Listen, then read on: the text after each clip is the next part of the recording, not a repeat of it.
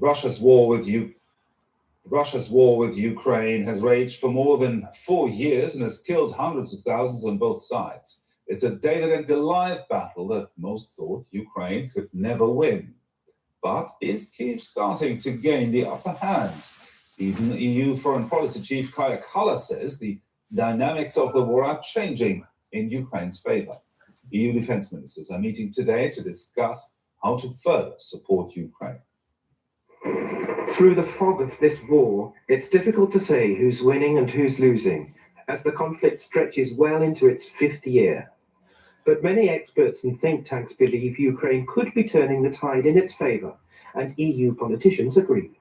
Obviously, the Ukrainian defense plan is working. We've been seeing during the last couple of months that Ukraine has been able to gain more territory than they've been losing. We also take note that the Russians has a great challenge in regenerating their forces. We also see that the Russian economy is at the ropes.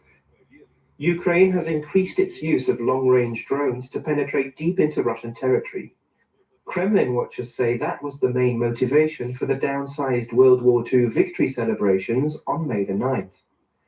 Fears of drone attacks meant there was none of the usual military hardware on display, replaced by a video presentation. And while the conflict continues to drain the Russian economy, Ukraine is turning its new expertise in drone warfare into a global economic opportunity. European and Gulf states are interested in that knowledge and are willing to pay for it. 20 countries are already cooperating with Ukraine at different levels on drone deals. With some, political agreements have been reached, contracts with manufacturers are being prepared, and Ukrainian military expertise is already yielding results. With others, political agreements will be signed soon. Preparations have also begun for a drone deal with Canada, which is an important expansion of security cooperation. Diplomatically, things are also looking up for Kyiv. After the removal of Hungary's pro-Kremlin Prime Minister Viktor Orban in elections last month, the EU has been able to release a €90 billion loan to Kyiv to help fund its defense. And earlier I spoke to Lawrence Friedman. He's a professor emeritus of war studies at King's College London. I asked him if he agreed with recent reports that the tide is indeed changing in favor of Ukraine. Yes, I think I do. One has to be very careful because there have been periods of great optimism and great pessimism in the course of this war, and battles are very difficult to predict. But we can see that the Russian offensive has stalled. They expected to be further ahead in terms of their advance into Ukraine than they are. Your story made clear the various setbacks they've suffered in terms of Ukraine getting funds from the EU, the quality of their drone warfare. There's probably more long-range drones hitting important targets in Russia at the moment than hitting targets, Russian drones hitting targets in Ukraine, although of course there's the Russians direct their missiles and drones directly at cities. So one has a sense that there's greater confidence on the Ukrainian side. They withstood a difficult winter and now they're making progress. So yeah, I think there is a shift. Now, you've described this moment in the Ukraine war as an inflection point. What makes you say that? Well, I think we've been waiting for some time for a moment when the various problems that the Russians have got, both in terms of keeping up the numbers at the front, trying to make progress as the Ukrainian capabilities are increasing, the point where that stalls. And that creates a problem for Vladimir Putin, who has been arguing quite strongly that a Russian victory is inevitable. And because it's inevitable, Ukraine should be prepared to concede large chunks of its territory to get a peace settlement.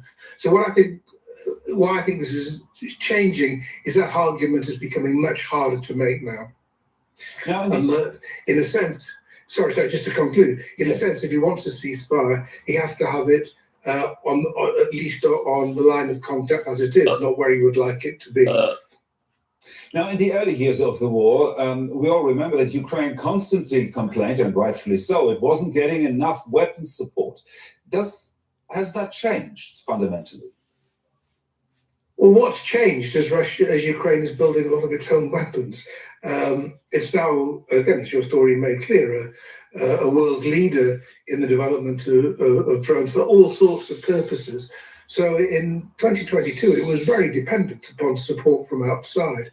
And of course, up to the beginning of last year, pretty dependent on some high-level American equipment.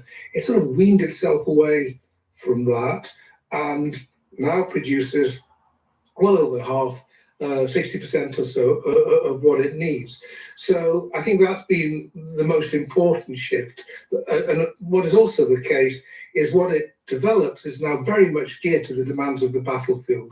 It's very innovative in that regard. It sees a problem and it tries to address it. Whereas if you're trying to get equipment from overseas, then you have to take what's available. Now, do you get the sense that Russia recognizes that Ukraine is starting to turn the tide? Well, we had this interesting case of the 9th of May victory parade to celebrate the Great Patriotic War, which was a bit of a fiasco. They had to, their language, it was truncated, very few foreign dignitaries turned up. They were clearly petrified of some sort of drone attack disrupting the whole affair. Putin declared a ceasefire in order to prevent that. So I think, and his speech, I thought, was pretty lackluster. He looked tired and uncertain. So yeah, I think it is coming through. And for the first time, you've seen a slight Russian movement on their conditions for a peace process and so on, including a readiness to meet Zelensky, not as he suggested before in Moscow, but where it would might suit Zelensky. But he still says only to agree Russian terms. So if Russia sees that Ukraine is getting the upper hand, what will be its response?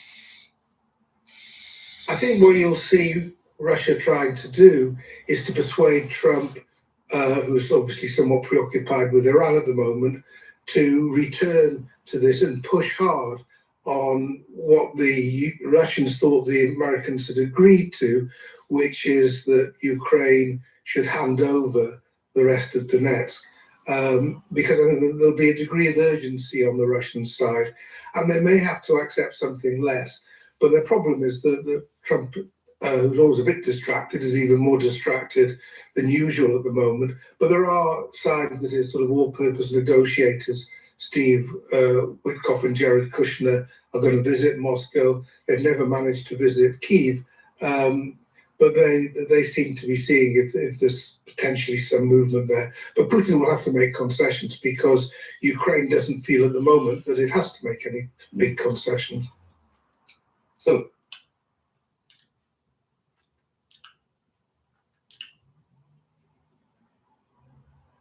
$4.2465. That's the distance in light years to the closest star that isn't our sun. Sounds almost manageable, right? Until you do the math. 42 trillion kilometers, 6,700 times farther than Pluto, and our fastest spacecraft, the fastest object humanity has ever built, would need 6,600 years to get there. We're talking longer than written language has existed, and here.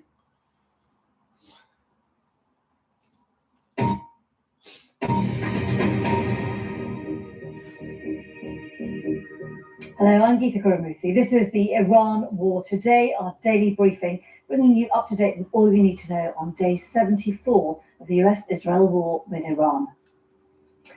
The US Defense Secretary Pete Hegseth is grilled by Congress over the cost of the war, which the Pentagon says has climbed to nearly $29 billion. The world's most powerful leaders are due to meet. President Trump will head to China for high-stakes talks with President Xi Jinping, with the Iran war looming large over their meeting. An Iranian official.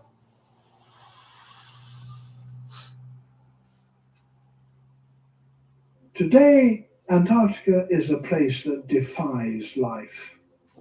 It is the coldest region on Earth, where temperatures fall far below anything humans can survive without technology. Winds sweep across the ice faster than hurricanes, carrying snow that never melts. Moisture barely exists, making the continent technically a desert.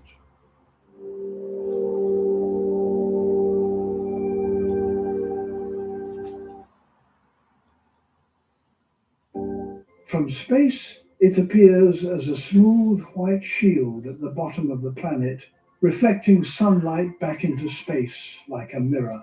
It looks permanent, ancient, and unchanging, as if it has always been frozen. Yet this image is deeply misleading.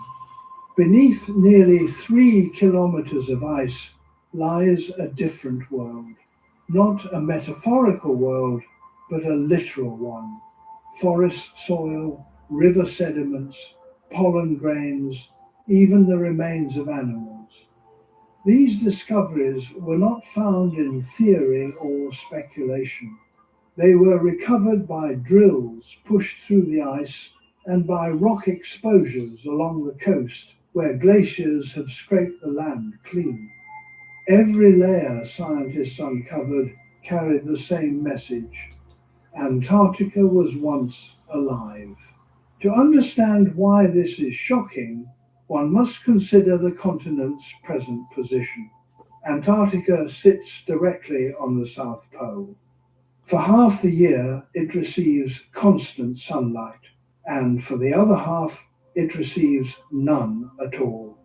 During winter, darkness covers the land for months without interruption. No sunrise, no twilight, only starlight, and the glow of the aurora. Even during summer, the sun never rises high in the sky. It circles low along the horizon, providing weak energy compared to equatorial regions. In such conditions, complex ecosystems should be impossible. Trees cannot grow without regular sunlight cycles.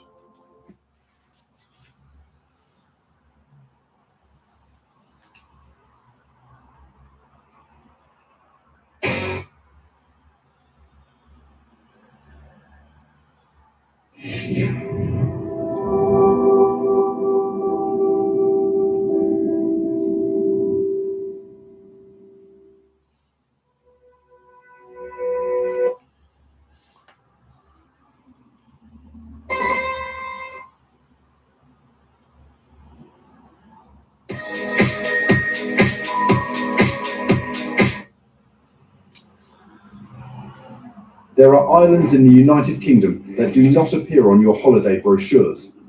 They sit just off the coast, sometimes visible from the shore, sometimes close enough that you could almost swim to them if you fancied a dip and a trespassing charge.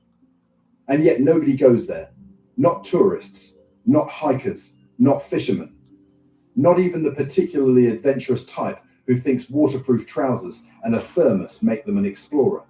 These islands are closed, locked, forbidden, sealed off by the government, the military, conservation bodies, private owners, or simply by the terrifying forces of nature itself. The moon has always been an object of fascination for mankind. It's a prominent view in our night sky, a moon massive and close enough that its beautiful and eerie details are visible with the naked eye. Mankind stepped on the moon over 5 decades ago, but to this day, there's still so much we don't know about it, as exploring any place outside of Earth is always incredibly dangerous and difficult.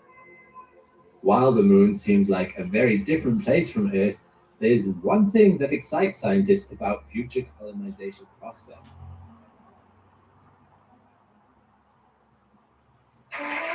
Caravan Park, the new album from Mulligan and O'Hare. 300 new songs to ease you through those difficult caravan breaks in the UK, including the dance sensation Tippy Toes. Tippy Toes, Tippy Toes, everybody's doing it.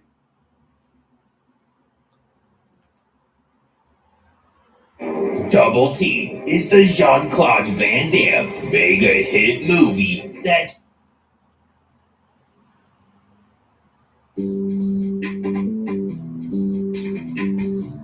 Your smartphone would weigh 2 pounds and be an inch thick. A can of Coca-Cola would cost $5. A Boeing 747 couldn't fly across the Atlantic.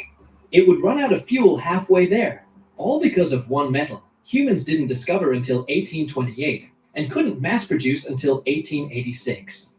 Before that, the world ran on iron, steel, copper, and bronze. Metals too heavy, too expensive, or too weak for modern life.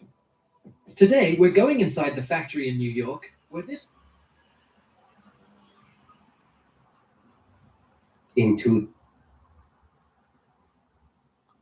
mind on his ballroom and his ballroom on his mind. What happened is we have a ballroom that's under budget. It's going up right here. I've doubled the size of it because we obviously... Consider this. We can photograph galaxies billions of light years away. We map the spot.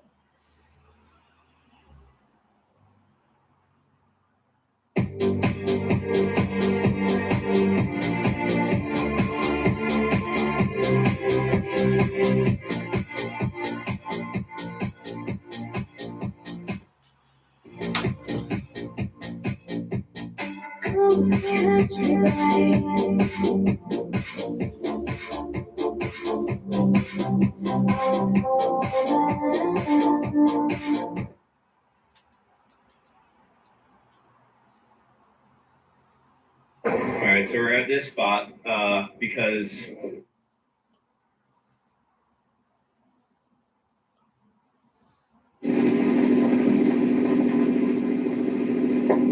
A new principle for the powering of aircraft, jet propulsion, is being flight tested at Army Air Force's test base at Muroc, California. The War Department assigned the job of designing and building the first jet propulsion airplane in this country to the Bell Aircraft Corporation. The construction and further development of the British-designed engines was turned over to the General Electric Company. Bell Aircraft began this work on September 8, 1941. And 1 year and 3 weeks later, on October 1st, 1942, the XP-59A, the first jet-propelled airplane in this country, made its initial flight. It was the first twin-engine airplane of its kind in the world, and with it began a new chapter in aviation history. Jet propulsion, which gives this airplane its thrust, has further expanded the frontiers of aviation progress, for this new type propulsion makes possible a number of advances in performance and simplicity. It is these advances which were incorporated in the XP-59A to achieve for our armed forces a completely new type combat airplane, superior to fighter aircraft now in production. Compared with existing aircraft, the absence of a propeller makes possible here some new departures in aircraft design. The entire airplane is set closer to the ground, having a lower center of gravity and consequently the advantages of better ground handling characteristics. With the front portion of the airplane entirely unobstructed, any combination of free-firing armament can be arranged. With no losses present due to propeller slipstream turbulences, the highest possible efficiency is gained here with laminar flow type wing and tail surfaces. Thus, in this airplane, a smooth, uninterrupted flow of air over the wing surface is assured at all times. With the engines mounted as they are below the wing and partially recessed into the fuselage, this is the cleanest twin-engine wing-nacelle combination in existence. Although an experimental airplane, the requirements which largely dictated the XP-59A's design were those of tactical fitness for immediate military use.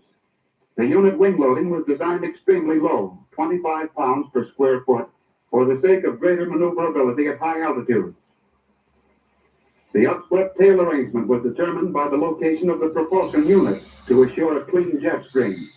No problems of heat affecting the structure had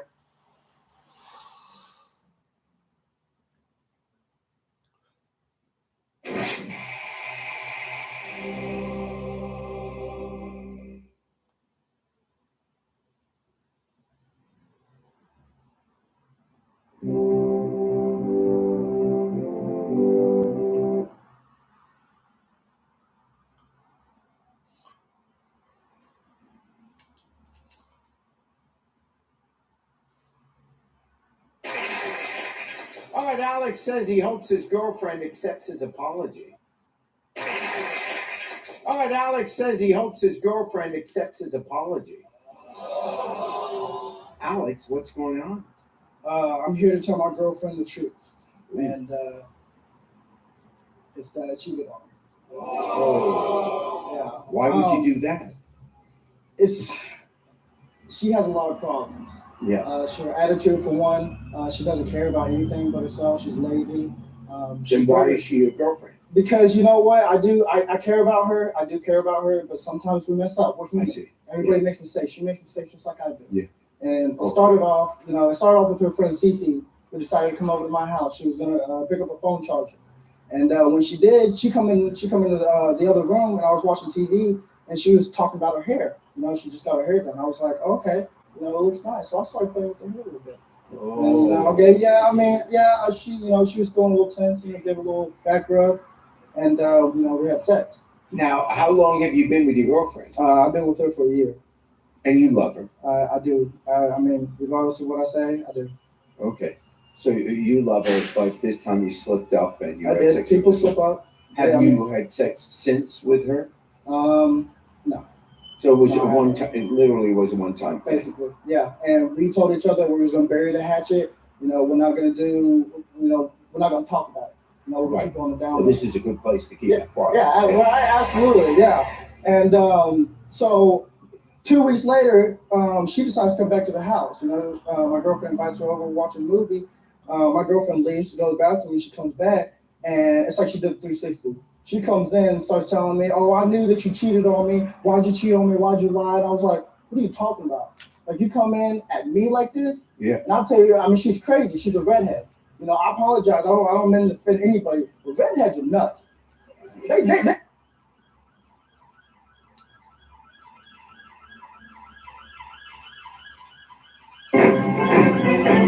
September 20.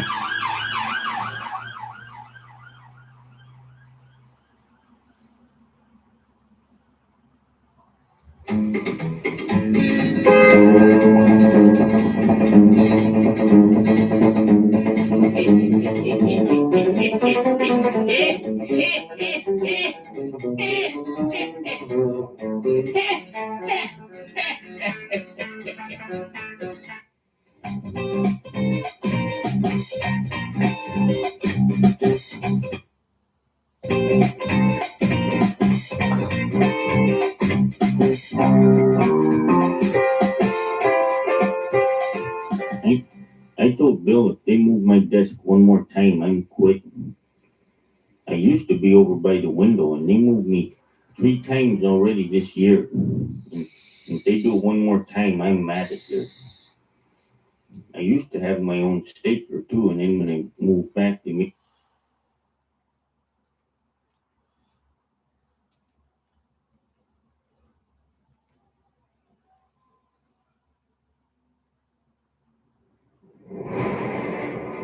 In 1922, the Soviet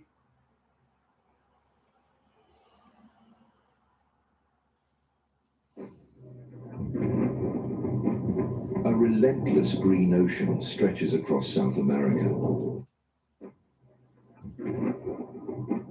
A relentless green ocean stretches across South America, pulsing with moisture and sound.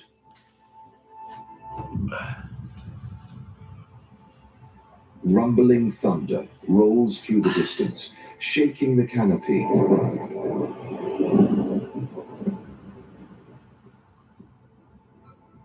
Like the heartbeat of a storm that never truly ends.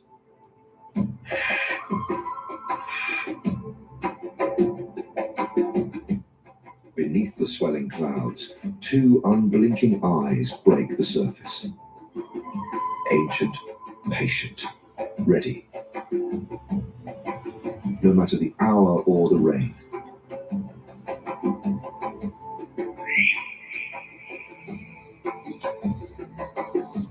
For more than 50 million years, this living labyrinth has drawn carbon from the air and exhaled oxygen that sustains nearly every creature on the planet.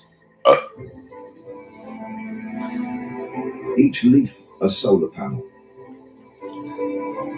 Each root a lung.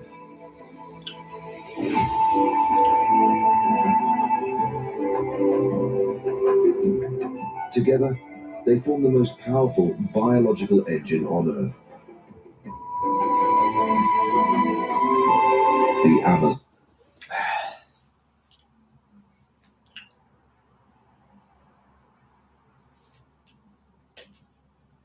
On February 24th, 2022, Russia launched what President Vladimir Putin described as a special military operation. The goal was simple: quickly take Kyiv and force Ukraine to surrender in a matter of days.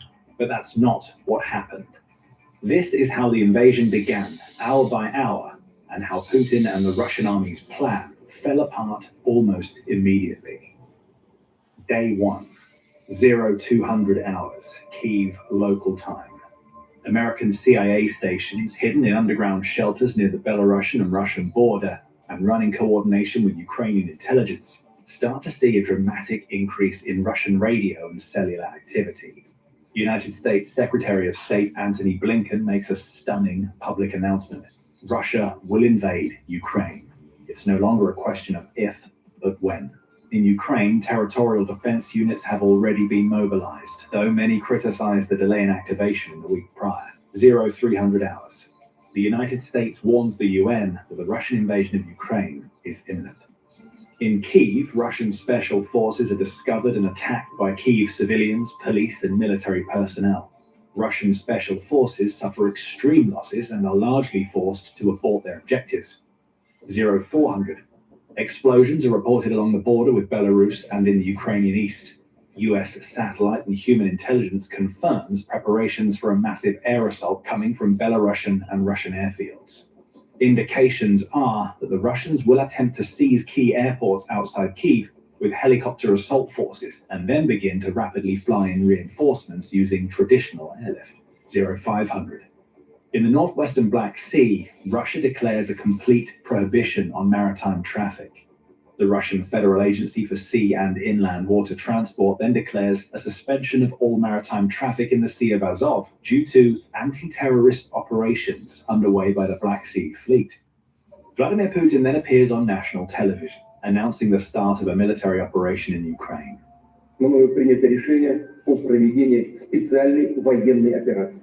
As Putin addresses the Russian people, conventional Russian forces begin to move across the Belarusian-Ukrainian and Russian-Ukrainian border.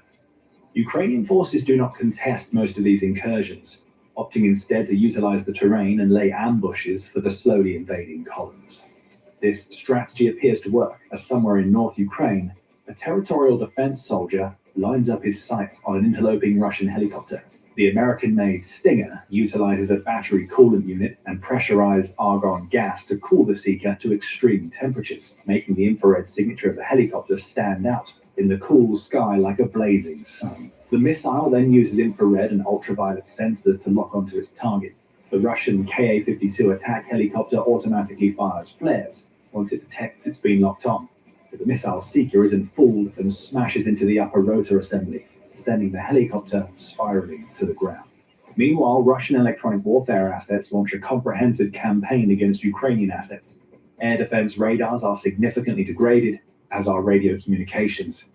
Caliber cruise missiles impact air defense sites that were abandoned just 24 hours before, with Ukrainian defenders moving frequently so as to avoid targeting in the days leading up to the war. The Russian electronic warfare campaign is extremely effective, crippling Ukraine's ability to effectively coordinate its response. Missile and airstrikes against cellular network towers begin and will continue through the next 48 hours. But this success would quickly turn into a self-inflicted wound for the Russians. Russian intelligence assets, having penetrated into the Ukrainian countryside days and even weeks before the invasion, find that they are unable to communicate with higher headquarters. They relied on Ukrainian cellular networks for communications, and those are being systematically destroyed by the Russian military. This lack of coordination and planning between various facets of the Russian military and intelligence will lead to a failure to exploit critical advantages in the coming days, and the active sabotaging of pre-war Russian tactical goals. It's at this time that Russian missiles begin impacting Kyiv, Kharkiv, and defense sites across Odessa. 0520. Russian air and missile attacks strike airfields around Kharkiv and military targets in Kramatorsk and Sloviansk. 0530. Martial law takes effect nationwide under President Zelensky's decree. 0600. Russian caliber missiles target Hostomel Airport and the nearby National Guard base, but the strikes are largely ineffective. 0616. Explosions rock Borispil Airport, targeting military infrastructure, aircraft shelters, and civilian cargo aircraft. With inbound Russian air assault units confirmed, Ukrainian defenders are being rerouted to defend the airports, but the response is slow due to the general confusion and Russian electronic interference with communications networks. 0634. Ukraine's foreign minister publicly confirms that Russian forces have invaded Ukraine from the north and east. On the Black Sea, a small squadron of Russian ships are steaming for the strategically important Zeminy Island, otherwise known as Snake Island. 0700. The Russian missile cruiser Moskva and patrol ship Vasily Baikov lead the amphibious force targeting Snake Island.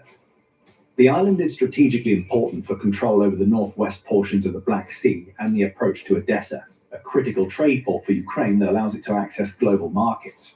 On the island, a detachment of 13 Ukrainian border guards is ordered to surrender by the Russian task force. Famously, the radio reply is picked up and echoed across the country and the world beyond. Russian warship, go fuck yourself. Russian ships begin a bombardment of the island as a small amphibious force of Russian Marines launches an assault. A number of Ukrainian soldiers, including the ones who sent the famous radio message of resistance, survive the assault and are taken prisoner. They will later be released as part of prisoner swaps, and their message of defiance is echoed around the world in pro-Ukrainian demonstrations. Also at around 7 a.m., a massive Russian attack begins advancing towards Kharkiv, out of Belgorod. The bulk of the attack is aimed at Kharkiv, with a secondary attack aimed at Volchansk, with plans to continue to Chuiv. 0930. Russian airstrikes target Ukrainian airfields, making it difficult for the Ukrainian Air Force to sortie a defense against Russian incursions. More air and missile strikes target Ukrainian command centers in a bid to paralyze the Ukrainian military.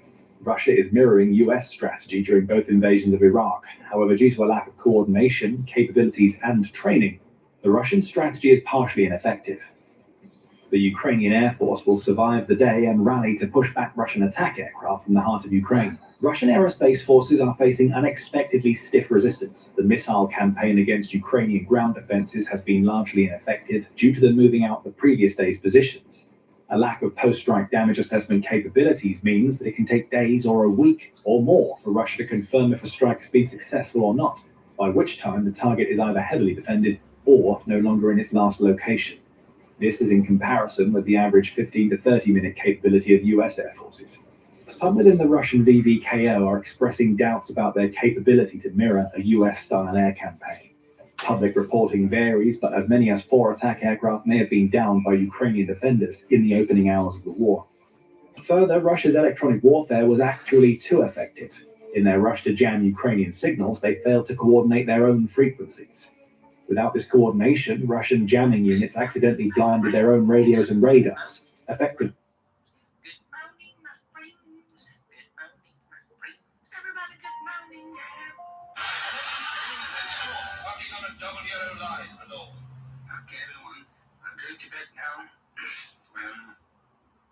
Sleep well and everything.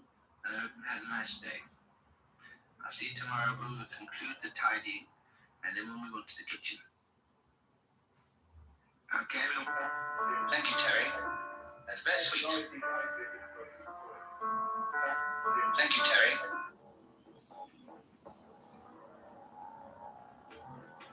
Thank you to everyone who joined my live stream today. It was quite fun, but I'm very tired. If you stay in environments where people... So can we snipe this? That was me, uncle. Say my name. Guys, can we snipe this? Right. We get the troopers. Wicked.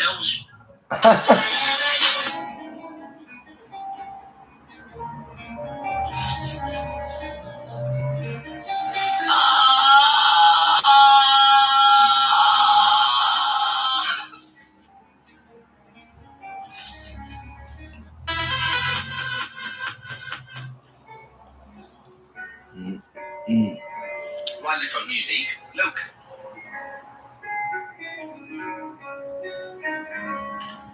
That's the loot.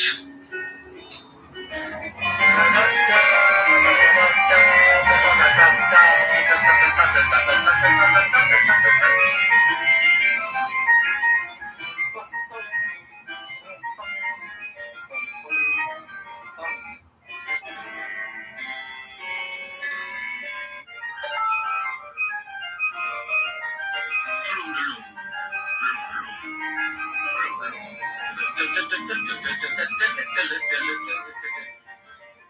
some nice music. Oh, I like it so much. We're about to go into the second theme of the view. Listen.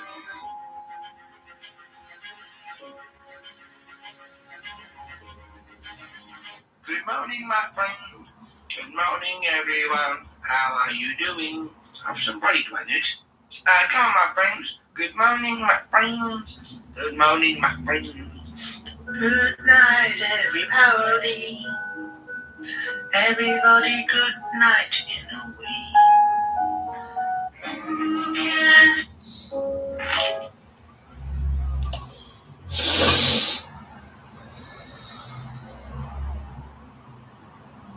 Hello?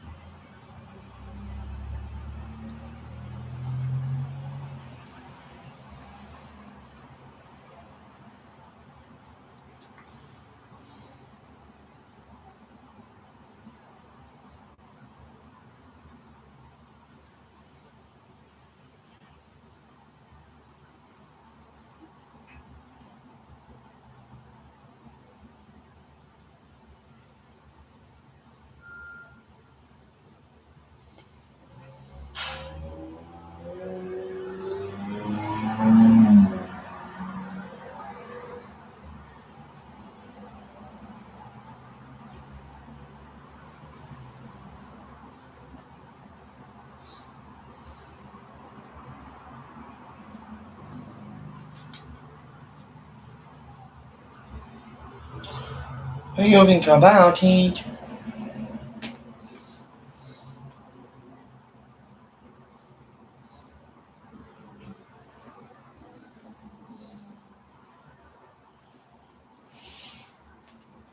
Sabotaging the very advantage they were trying to gain. 0930. The Russian Air Assault Task Force targeting Hostomel Airport takes off from VD Bolshoi Bokov Airport in Belarus. The attack includes paratroopers from the 31st Guards Air Assault Brigade, the 45th Guards Spetsnaz Brigade, and allegedly elements of the 11th Guards Air Assault Brigade. Mi-8s carry between 200 and 300 troops, while security is provided by Ka-52 and Mi-24 attack helicopters. 10:30. The Hostomel Air Assault Forces faces attack by small arms and American Stingers. Many are hit, some damaged enough to be forced to turn back or land. An unknown number are down. 10:45. 5 MiG-29s of the Ukrainian 40th Tactical Aviation Brigade intercept the Hostomel Air Assault Force. Russian fighters are flying top cover for the helicopters but have difficulty spotting the Ukrainians until they are near due to them flying low, and thus picking up ground scatter on radar. The Ukrainians managed to destroy 2 of the helicopters and send harassing fire at the ground attack fighters, meant to support the assault, forcing them to disengage. No Ukrainians are downed as they make their escape. 1100. The main air assault force successfully transits to the Hostomel airport just northwest of Kyiv. The city's air defense is significantly degraded by the electronic warfare campaign and missile strikes, forcing their relocation. A number of the ground attack fighter bombers the assault force was counting on, however, have been forced to retreat due to Ukrainian fighter attack. The helicopter assault approaches unnoticed due to thick and low cloud cover, and the only warning the defending soldiers have is the sound of rotor blades. Preceding the landings, Ka-52 and Mi-24 helicopters launched rocket attacks on Ukrainian defensive positions. Months later, it will be revealed that a Ukrainian airport employee had informed Russian intelligence of the exact positions of Ukrainian defenders. Despite this, the rocket attack fails to do significant damage to the defenders. In Kharkiv, the Russians attempt a lightning assault into the city. Russian light armor and recon forces penetrate into the Kharkiv outskirts but are ambushed by Ukrainian regulars and territorial defense forces. The defenders launch attacks with the goal of fragmenting enemy columns, thus preventing the Russians from consolidating their forces and massing firepower. The counterattacks are extremely successful, and Russia's plan to take Kharkiv on day 1 fails. This will have a huge strategic consequence for the Eastern Theater, dramatically increasing the number of casualties Russia will ultimately suffer in its attempts to pacify the East. 11:10. The helicopter assault force targeting Hostomel begins to land. Initially, they face sporadic fire from the Ukrainian defenders. a group largely made up of conscripts who are under-equipped and have no previous combat experience. By comparison, Russia's assault is being carried out by some of the few military units inside the Russian military who receive regular and comprehensive training. The initial landing is lightly contested, but soon meet increasingly stiff resistance, not helped by the fact that they have landed in the fields and runways of the airport complex, leaving them extremely exposed to defensive fire. To make matters worse, the ground attack element that paratroopers were counting on was only moderately effective in suppressing the airport's defenses.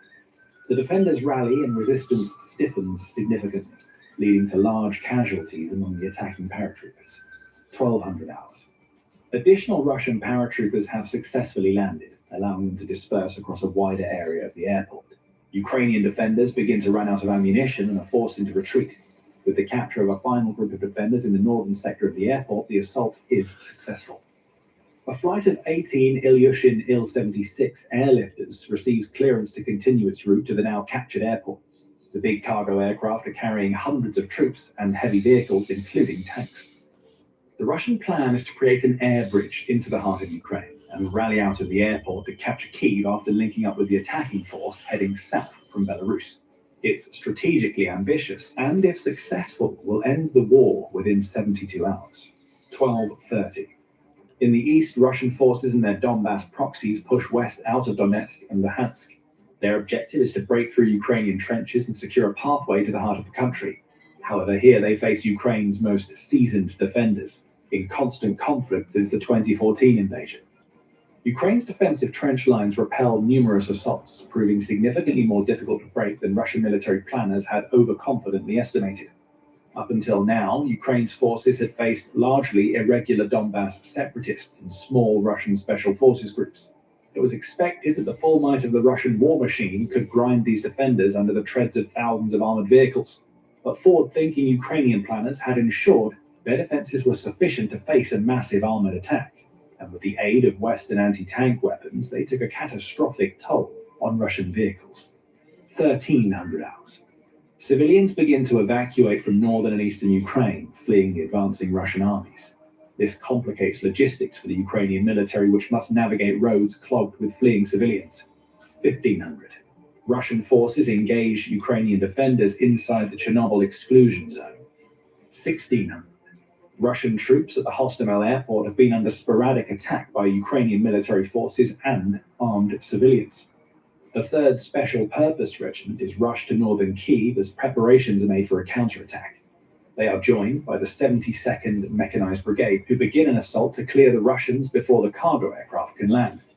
With hours to go before a significant Russian force makes landing, General Valery Zaluzhny orders the bombardment of the airfields by Ukrainian artillery. The bombardment earns Russian paratroopers a reprieve from the punishing artillery fire, but now threatens to derail the entire operation as Ukrainian artillery craters the runways Russian aircraft will need to land on. Russian ground attack aircraft were supposed to provide suppressive fire and hunt down and eliminate Ukrainian artillery. However, Ukrainian fighter aircraft have survived the initial Russian surprise attack and successfully harass or interdict Russian aircraft. Two things are becoming increasingly clear. Russian air bridge is increasingly impossible due to the worsening state of the runways, and not enough support aircraft have been dedicated to the task of providing air support for the paratroopers on the ground. Both are valid conclusions, but at the heart of the problem is a lack of capabilities on the Russian Aerospace Force's behalf. As the war will later prove, Russian aircraft are poorly suited for ground attack missions, with only a few properly equipped for the task. Furthermore, Russian pilots are undertrained, and the Russian military in general is not capable of combined arms operations in the face of determined resistance. 1730. Russian forces capture the Chernobyl exclusion zone. They are ordered to dig themselves into the radioactive ground, with many later being evacuated to Belarus for radiation illness. Due to Russian secrecy, it's unknown how many personnel were exposed to dangerous levels of radiation, but most of the positions would later be abandoned. 1730. Russia enacts an embargo of naval traffic along Ukrainian shores. 1800. The Russian convoy moving south from Belarus towards Kyiv is facing sporadic but effective resistance. Ukrainian troops utilize the terrain to launch ambushes on Russian vehicles, causing traffic snarls that slow down the convoy's movement. Russian casualties begin to mount as more pressure is put on the convoy to push on to Kyiv despite the difficulties. A small detachment of armoured vehicles manages to break away and rushes to reinforce Russian paratroopers at Hostomel Airport, but they won't arrive for several hours yet. Under assault by Ukrainian forces, the Russian paratroopers have suffered heavy casualties. The Russians are now facing two significant problems. The first is that expected air support is not arriving in numbers to prevent the Ukrainian counterattack. This is due to an intelligence failure by the Russians prior to the war, who had failed to comprehensively map out the true strength of Ukrainian defences around the Kyiv. They had thus estimated the resistance would be light and failed to assign enough personnel and air support to the The second problem the Russians face is that a large amount of support equipment has been left behind and in the open due to the unexpectedly stiff resistance. Ammo, food, heavy weapons, and more is being systematically destroyed by Ukrainian artillery, which should have been silenced by air. 2000 hours. Ukrainian counterattacks successfully expelled the Russian paratroopers from Hostomel Airport. 2200. The European Union and United States announced their first round of sanctions against Russia for its invasion of Ukraine. The sanctions are unexpectedly stiff. Russia had been counting on a similar Western complacency that had been shown during the 2014 invasion of Crimea. To make matters worse, Russian President Vladimir Putin had been counting on a swift victory in order to ward off a serious sanction regime. With the setback at Hostomel Airport, this is increasingly unlikely. 2300. Russia puts a freeze on all commercial shipping in the Sea of Azov. With no Ukrainian naval resistance, the Russian Navy is the only branch of the Russian military to have achieved pre-war expectations. At the end of the first day, Russia has opened a war on every front. Missile bombardments, electronic jamming, naval pressure, ground assaults, and even sabotage. But they have failed to hit a key day one goal of securing a usable Kyiv area airbase. Nor have they taken out the Ukrainian government or caused an internal collapse. Going into the next day, Russia knows that they need to lock the field long enough to push the Kyiv columns forward before logistics and ambushes freeze them in place, while Ukraine needs to keep denying the fields, keep the roads lethal with ambushes and blown bridges, and preserve command and control long enough for mobilization and outside support to start campaigning. Just a word before we begin the second day. Okay, how you doing, buddy? This is our new channel. We're doing deep dives on what really happened on the battlefield in all sorts of conflicts, not just Russia-Ukraine. So if you're enjoying this video, please hit the like button, subscribe, and drop a comment with which battlefields you'd like us to cover next. Day 2, 0100 to 0600 hours. The convoys from Belarus continue their approach to Kyiv overnight, but are moving significantly slower than expected. Logistical problems begin to manifest as it's clear that a significant amount of gasoline reserved for the attack on Kyiv has I been like the new siphoned bottle off cap and designs, sold by so Russian you don't troops to lose the bottle Belarusian cap. civilians Very clever. in exchange for alcohol, cigarettes, Very and clever, food very clever in the days design. leading up to the Very invasion. clever. A general readiness problem is also Yeah, very apparent. clever. Russian unit commanders are tactically unprepared for combat operations, not having Yeah, but received rude awakening. warning or preparation How long have you been here for? until it was already underway. The critical lack of non-commissioned officers in I the love Russian being military offensive. not only makes command and control problems worse. Without professional NCOs, there exists a wide gulf between Russian officers and junior enlisted, who are often left to fend for themselves or to carry out orders they don't fully understand. The end result is an assault towards Kyiv that has slowed to a snail's pace as the Russian military struggles under the weight of faltering logistics and poor discipline, planning, and training. Ukrainian special forces launch punishing raids against Russian convoys, sowing fear and confusion on the offensive. Expected to be greeted as liberators, the Russians are instead facing a large number of partisans, also joining in the harassing attacks. Prior to the invasion, the Ukrainian government released huge amounts of firearms to local populations across the country. In the east, Russian artillery is engaged in heavy shelling of Kharkiv, indiscriminately targeting military and civilian infrastructure in an attempt to break the defenders. Russian armored assaults are launched once more against the fortress city. Early morning to afternoon, now Russian paratroopers have linked up with elements of the ground attack force moving out of Belarus and launched an assault on the airport. Russian armored vehicles, however, come under attack from forces, resulting in the destruction of several and infantry fighting vehicles. Those that joined the second air assault force and Hostomel Airport, Ukrainian forces to retreat once more. The Russians dedicate as many as 200 helicopters to the new assault, but once more face limited effectiveness due to bad intelligence, dense urban terrain, and Ukrainian air defenses. Russian fighters launched an attack on Kyiv, I'm okay. mostly hitting civilian infrastructure and causing little damage to its defenses. The Ukrainian I have learned to keep the volume down, yeah. Good idea, buddy. Good idea.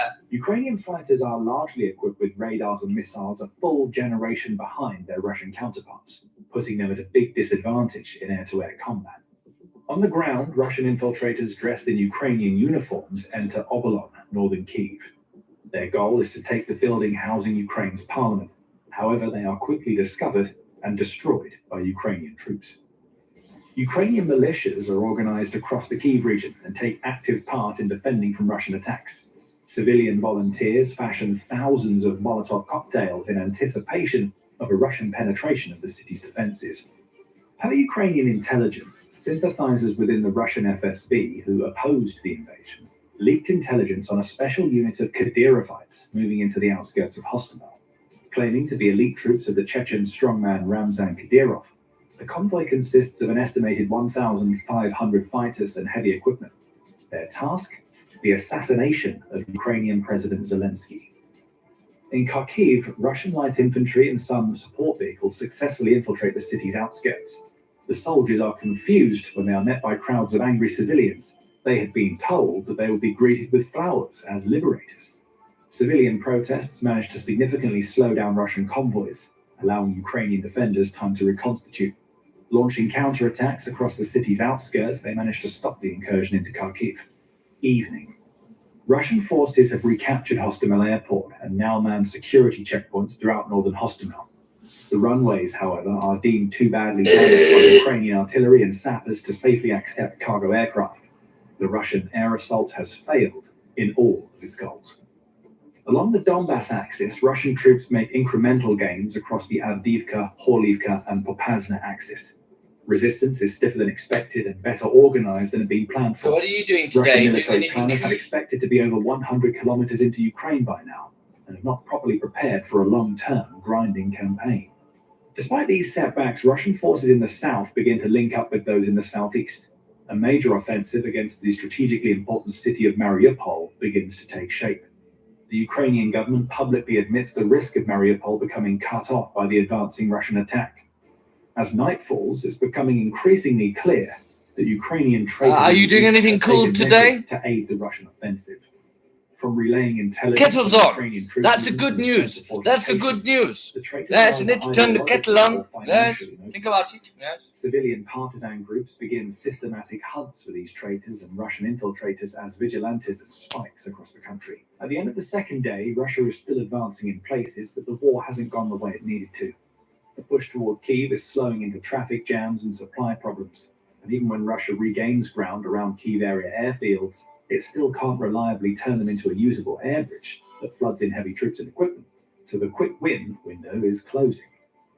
Going into the next day, Russia knows that it either has to solve the Kyiv problem, either by making an airfield usable or forcing a clean ground breakthrough around the capital.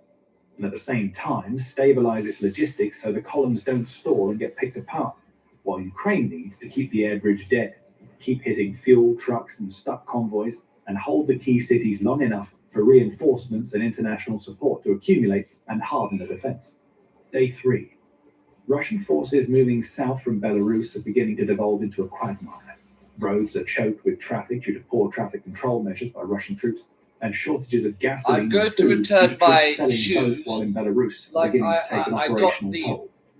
Ukraine five increasingly uses fingers, large body and I'm armed returning drones the to harass and the destroy larger Russian pair. vehicles, while Russian air defenses remain Auditioning in to transport configuration. the dinosaur The drone wars, I know. attacks are increasingly unexpected. I'm returning new the developments shoes, of war which the is Russian good. military had failed to Yes. predict would occur on such a large scale.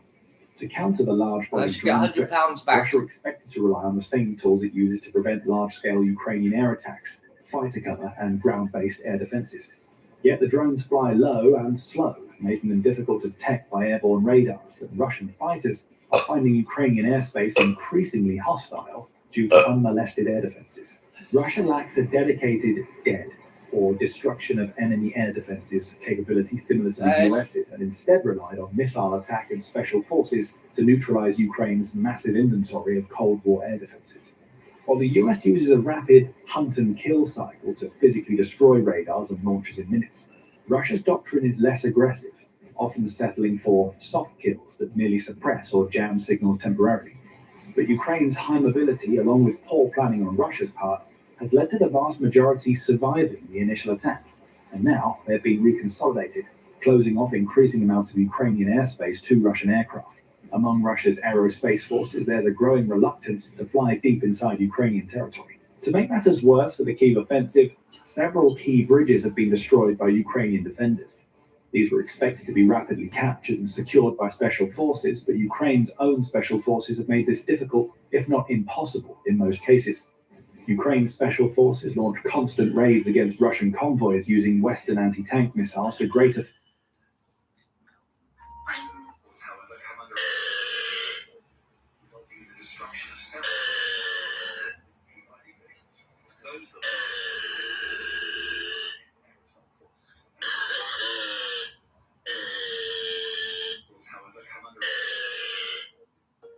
morning, my friends.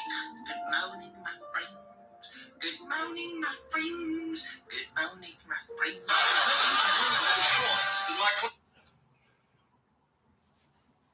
Stay before melting back into the countryside.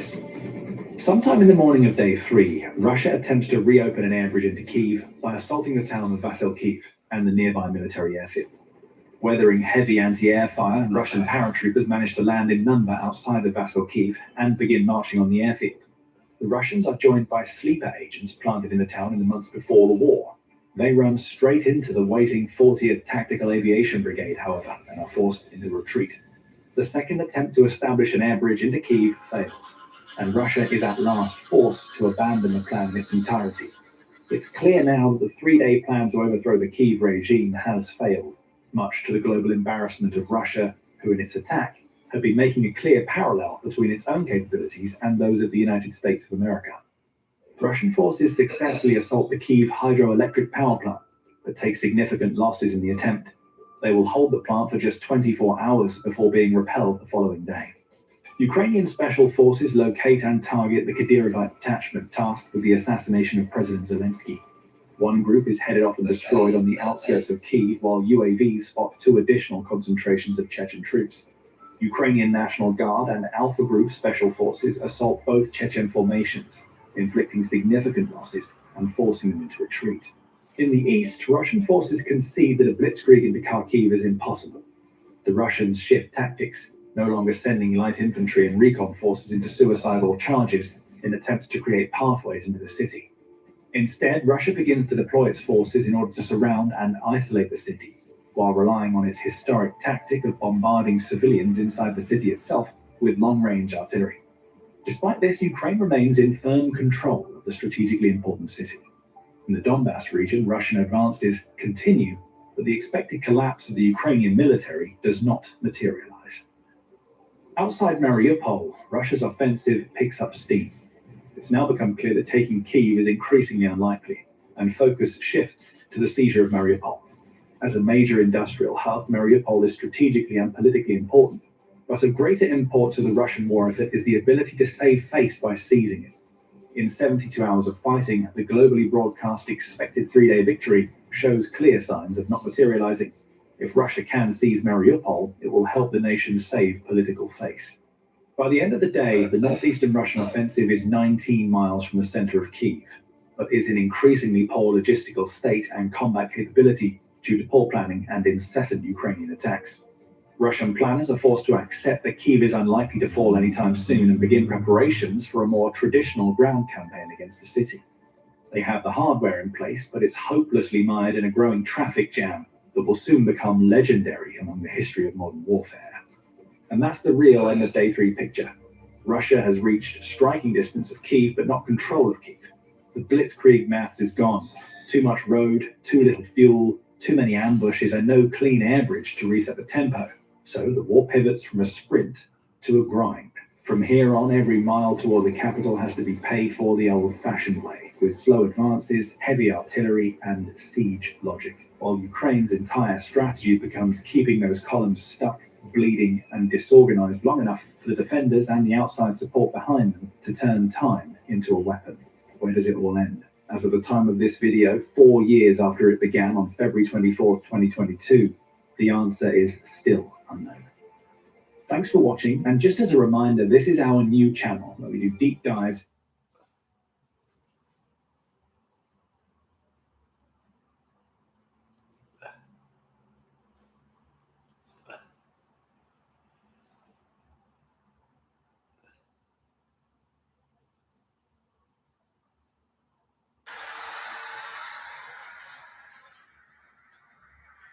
The world is not all sunshine and rainbows, my friend.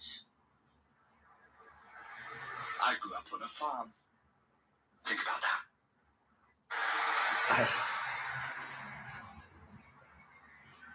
The world is not all...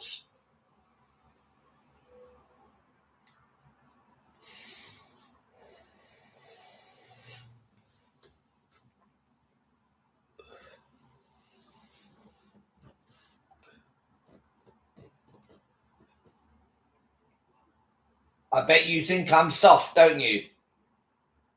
I'm not soft. Cucumbers are soft.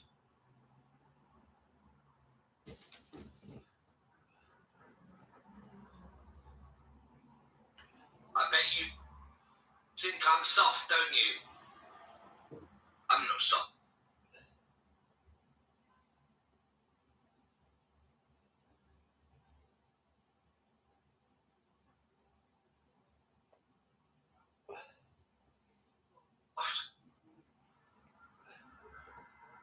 Cucumbers are soft.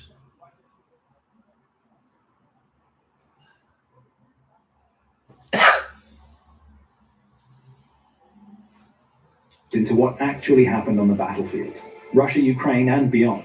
If you're enjoying this, hit like, subscribe, and drop a comment with the next conflict or battle or campaign you want us to cover next. See you on the field of battle. It's been 1 year since Russia began its war to defeat Russia by invading Ukraine, and in this time, Vladimir Putin has set himself up to become the most catastrophic Russian leader in modern history. This is the ultimate compendium of Russia's failures so far. Russia's failures began before the war started. When planning a military campaign, there are certain steps critical to the planning process. First, one must sort out the internal logistics of the military action. Supply and logistics chains stretching back to the factories that produce your warfighting kit need to be evaluated for robustness in an increased tempo environment. Food and medical supplies need to be stockpiled and pre-staged for rapid distribution. Plans for the ongoing resupply of forces, while accounting for battlefield attrition of your logistics force, need to be established. The domestic temperature needs to be taken into account. Just how supportive is your population of the war to come? Intelligence assessments of your enemy's capabilities must be conducted. Predictions about the international response to your military action must be made with plans to account for different scenarios. Instead of doing most of this, Putin just said YOLO and sent his tanks to Ukraine. Now, to be fair, there was some preparation for the invasion. Putin tasked his intelligence services with infiltrating Ukraine and taking the temperature, so to speak. In 2014, when Russia annexed Crimea, it did so with significant amounts of local support. It also completely overran the Ukrainian military that was disorganized, inefficient, and untrained as, well, Russia's military today. Because Ukrainian forces, for the most part, broke and ran. Russian forces never got a chance to truly shine. And by truly shine, we mean show the world and Russia that its military is a bunch of clown shoes. It's easy to be the second best army in the world when nobody's putting up a fight. The details remain unconfirmed, but what is known is that the intelligence reports returning from Ukraine were favorable. The Ukrainian military would hardly put up a fight, and its people would largely welcome Russians as liberators. How in the world anybody believed that last part after Ukraine erupted into violence against its Russian-backed president 8 years earlier is beyond any of us here at the Infographics office. Very credible rumors have circulated around those intelligence reports with allegations that the operatives tasked with carrying out this operation had in fact pocketed the millions of rubles given to them by Putin and simply made up favorable reports. The rumors remain unverified, but are extremely believable for multiple reasons. First of all, corruption is the name of the game in the Russian military and the government. More on that later. Second, Putin kept his intentions to invade Ukraine secret from all of his most senior staff. At the time of the invasion, the vast majority of the military was completely unaware that it would be crossing into Ukraine. More on that later as well. Thus, it is completely believable that corrupt intelligence officials simply pocketed the money, figuring that Putin would never be crazy enough to invade his next-door neighbor.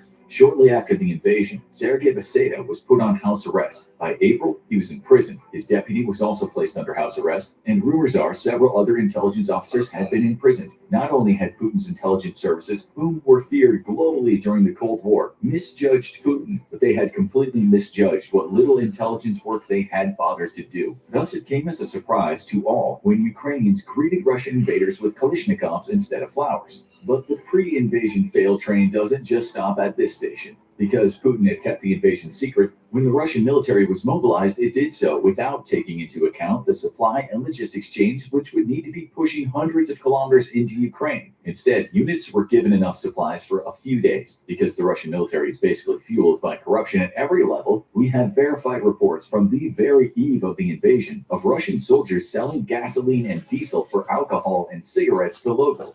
In a professional Western military, you might have been able to keep a cross-border invasion secret without worrying about your soldiers literally selling their own equipment to the nearest taker. But this is Russia. The lack of logistics planning also meant that Russian forces basically had no plan for resupply deep inside of Ukraine. Putin, whom it's important to note has no military background, apparently thinks that food, fuel, and ammo can simply be wished into existence by soldiers on the move. Because while planning his top-secret military invasion, he never bothered to have the head of his logistics command in on the planning. The Russian logistics, which are already famously terrible, were caught completely unprepared to support a fully mobilized expeditionary force deep inside enemy territory. And then, suddenly, the go order was given and nearly 200,000 Russian soldiers realized they were not on exercises. That's when things got really stupid. In 1991, the United States military led an international coalition against one of the largest military forces in the world, the Iraqi army. In a matter of weeks, the Iraqi military was defeated in what is possibly the single most one-sided war in history. 10 years later, the U.S. did it again, and this time with a fraction of the troops and allies. Both times, it absolutely trounced any resistance put up against it through a combination of multi-domain warfare, technological superiority, and very well-trained professional troops, a significant cut above their counterparts. Vladimir Putin saw both the U.S. victories and thought, yeah, I can totally do that too. He could not. To be perfectly fair, it's not really Putin's fault he believed his forces were even remotely capable of 1/10 of what the US and NATO could do. Vladimir Putin has ensured his own political survival thanks to a breakout of freak accidents involving political rivals falling out of windows or accidentally running into bullets fired by assassins. Over the years, he's consolidated his grip on power, and like any good dictator, surrounded himself by weak yes-men whom he perpetually pits against each other. By making sure that those around him hate each other more than him, Putin ensures that none of them can gather the support needed to oust him from power. However, this level of extreme corruption has a direct impact on the running of a government. For starters, if you're appointing thoroughly corrupt yes-men to positions of power, you can bet that in order to secure their own power, they're doing that exact same thing under them. This repeats itself on and on down the line, to the point that you have even individual unit commanders whose qualifications are not competency or ability, but loyalty. The real problem comes when it's time to do a self-evaluation, a health checkup, if you will, rather than passing along negative news about things like readiness, equipment condition, and troop training. You pass along favorable reports instead, because after all, any negative reports could be capitalized on by others wanting your position. The last thing your boss wants is to tell his boss something they don't want to hear. It's like a game of telephone, only the original message being passed along is already an outrageous lie. But this culture of corruption bred by Putin is even more insidious, because like an aggressive cancer, it eats the Russian military alive from the inside out. After all, if you are corrupt and stealing public funds, you can bet your Shernikya that the person under you is doing the same.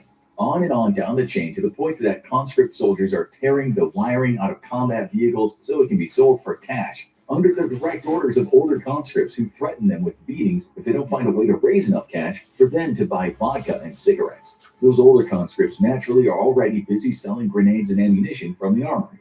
Thus, while Vladimir Putin reviewed readiness reports as he prepared for an invasion, he could hardly be blamed for not knowing his military was an absolute shit show, hardly prepared for basic parade drills, let alone invading another country. Having drunk his own Kool-Aid, Putin gave the go-ahead and even planned his invasion believing he was at the head of the world's second most powerful army. Within hours, it was clear he'd have to fight for the title of most powerful army inside Ukraine.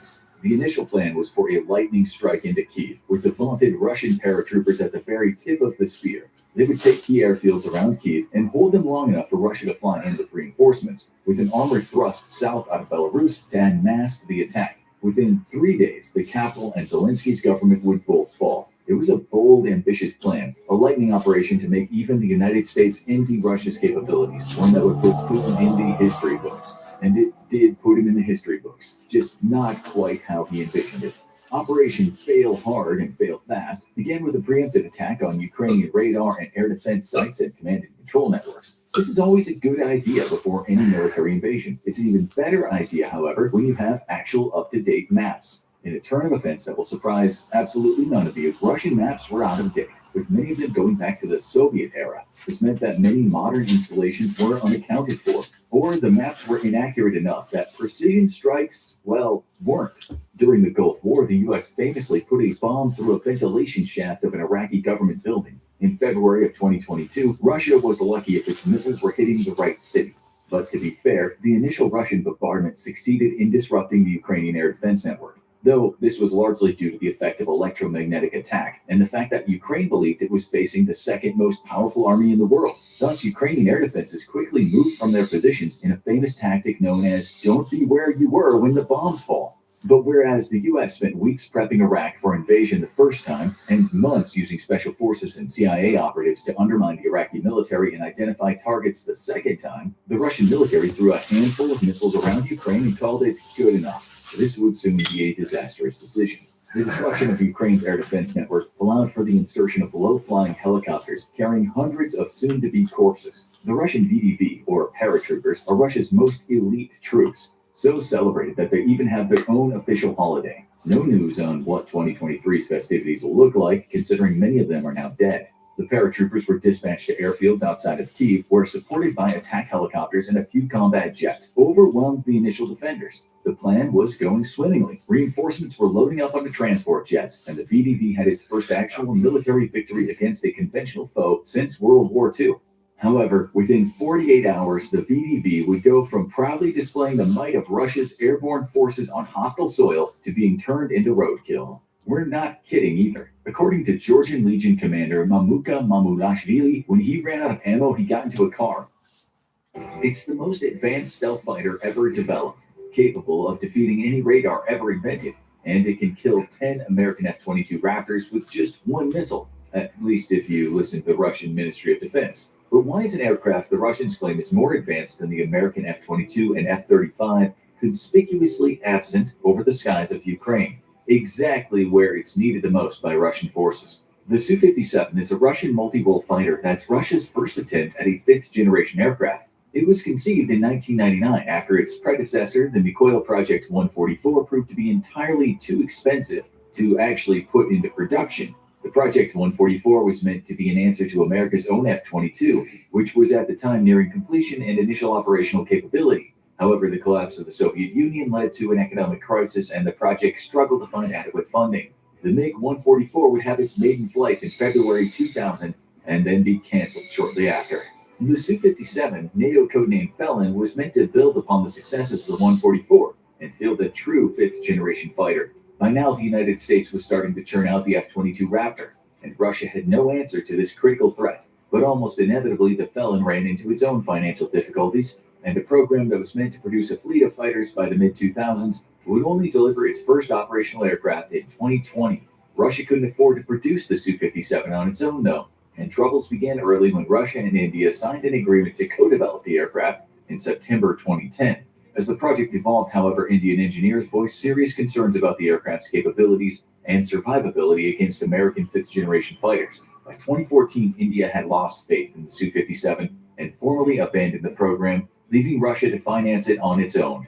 This immediately put a massive financial strain on Russia, further compounded by sanctions of high-technology goods from the West after its annexation of Crimea. The Su-57 struggled through development, and a fleet once envisioned to consist of over 100 aircraft ended up producing only a dozen or so test models. In 2018, Russia claimed that the Su-57 took part in combat operations in Syria. However, there's no real proof that the jet performed any combat duties in the country. It's very likely then that Russia merely deployed the plane there to fly a few non-combat sorties so as to attempt to rouse interest from foreign investors, a very common tactic by the Russian defense industry. With a poorly diversified economy under pressure from sanctions, Russia relies heavily on foreign buyers to fund its weapons development programs. Despite no verifiable proof of the plane's combat record, Russia claims that it partook in combat operations both in Syria and now in Ukraine, where Russian Defense Minister Sergei Shoigu claimed that Su-57s took part in operations to neutralize Ukrainian air defenses, eliminating multiple Ukrainian surface-to-air missile batteries. Since we've all learned that Russia literally never lies ever,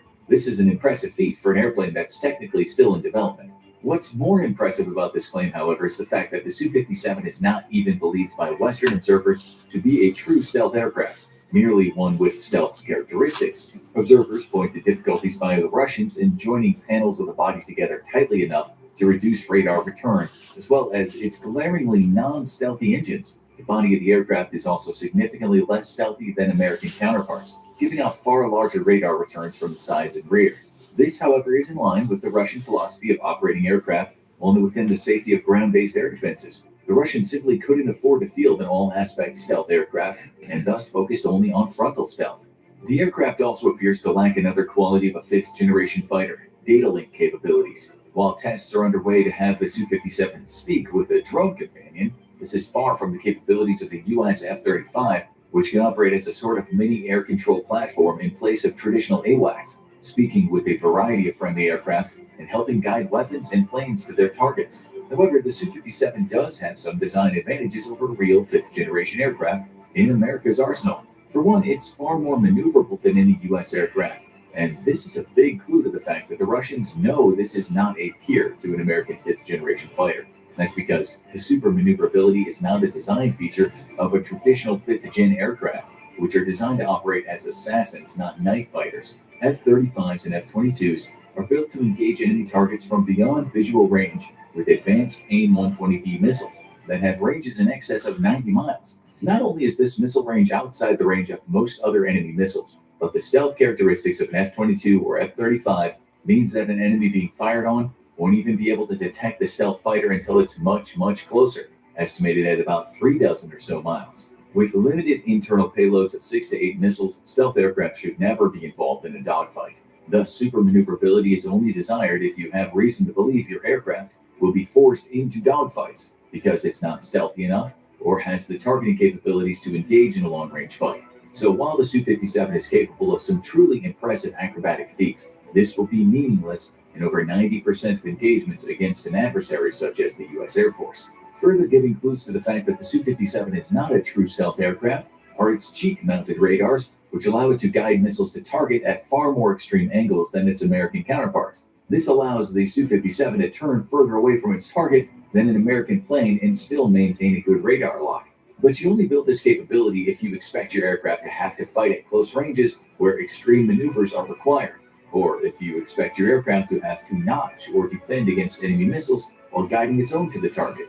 It's likely the Russian knew from the start that Felon would be detectable at far greater range than U.S. aircraft and would need the ability to maneuver away from incoming missiles while maintaining a lock for its own. Despite this, the Russian Ministry of Defense claims the Su-57 is not just a match, but superior to the F-22 and F-35. If that's the case, then where is Russia's premier aircraft when its army needs it the most? In the skies over Ukraine. First, if all claims about the Su-57 are true, Russia simply wouldn't be able to field them in large enough numbers to make much of a difference. Currently, there are only about a dozen or so Su-57s in operation, and most of these are test aircraft, not meant for combat duty. This likely only leaves just over half a dozen that could carry weapons to target successfully. But there's no evidence outside of Russian claims that this has actually happened. The best the world can manage is a video of an aircraft with a similar shape to the Su-57 captured on video early in the war carrying out an air-to-ground attack. Most experts agree that if the Su-57 is truly engaged in combat with Ukraine, then it's not seeing frontline duty. Rather, the plane is likely only firing standoff attack munitions at long ranges from the safety of Russian airspace. Armed with the right weapons, the Su-57 could potentially stay out of range of Ukrainian air defenses and destroy them, as claimed by Russia. But there's practically no chance that Russia is willing to risk flying its flagship aircraft over the front lines where it could potentially be shot down, causing Russia heaps of international embarrassment, at least more than it's earned so far. This is doubly true when you consider that Russia also fears Western weapons employed by Ukraine, and knows for a fact that Western nations are feeding a steady diet of intelligence to Ukraine's armed forces. So why is the Su-57 not in operation over Ukraine? First, there's simply not enough of them to be worth employing. Russia has goals of just under 100 of the fighter by 2027, something that is completely unrealistic given extreme Western sanctions against the nation. If your military is having to strip washers and microwaves for microchips, you're not going to be fielding 100 stealth fighters in 5 years. Secondly, the plane was almost certainly not nearly as capable as Russia claims it to be. And the last thing Russia wants is the embarrassment of having one shot down by Ukraine. Russia has lost an estimated 144 aircraft in the war, with 24 of those being frontline manned fighters or ground attack aircraft. The threat environment is too high for Russia to risk the PR disaster that would ensure if a felon was shot down by the Ukrainians. On February 24th, 2022, Vladimir Putin launched an invasion of Ukraine. His first attacks were west of the separatist region of Donetsk and Luhansk, quickly followed by a thrust south from Belarus toward Kyiv. Russia's much vaunted paratroopers and air assault forces attempted several landings outside of Kyiv, but were repelled and failed in their mission. The plan was to quickly take Kyiv by flying reinforcements directly into major airfields outside of the city, and it was immediately canceled.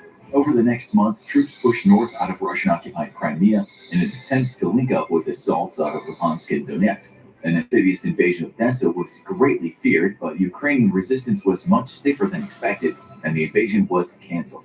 In the north of the country, the Kyiv incursion was met with fierce resistance and soon ran into serious logistics problems. Inevitably, Russian forces were forced to flee back to Belarus, having failed to take Ukraine's capital. Similar incursions along the northern border east of Kyiv were also repulsed. Russia moved its defeated troops from the Kyiv assault to the east, where the war was faring better for them. Now, though, Russian forces have reached a sort of stalemate, and the conflict is largely frozen with only minor advancements by either side.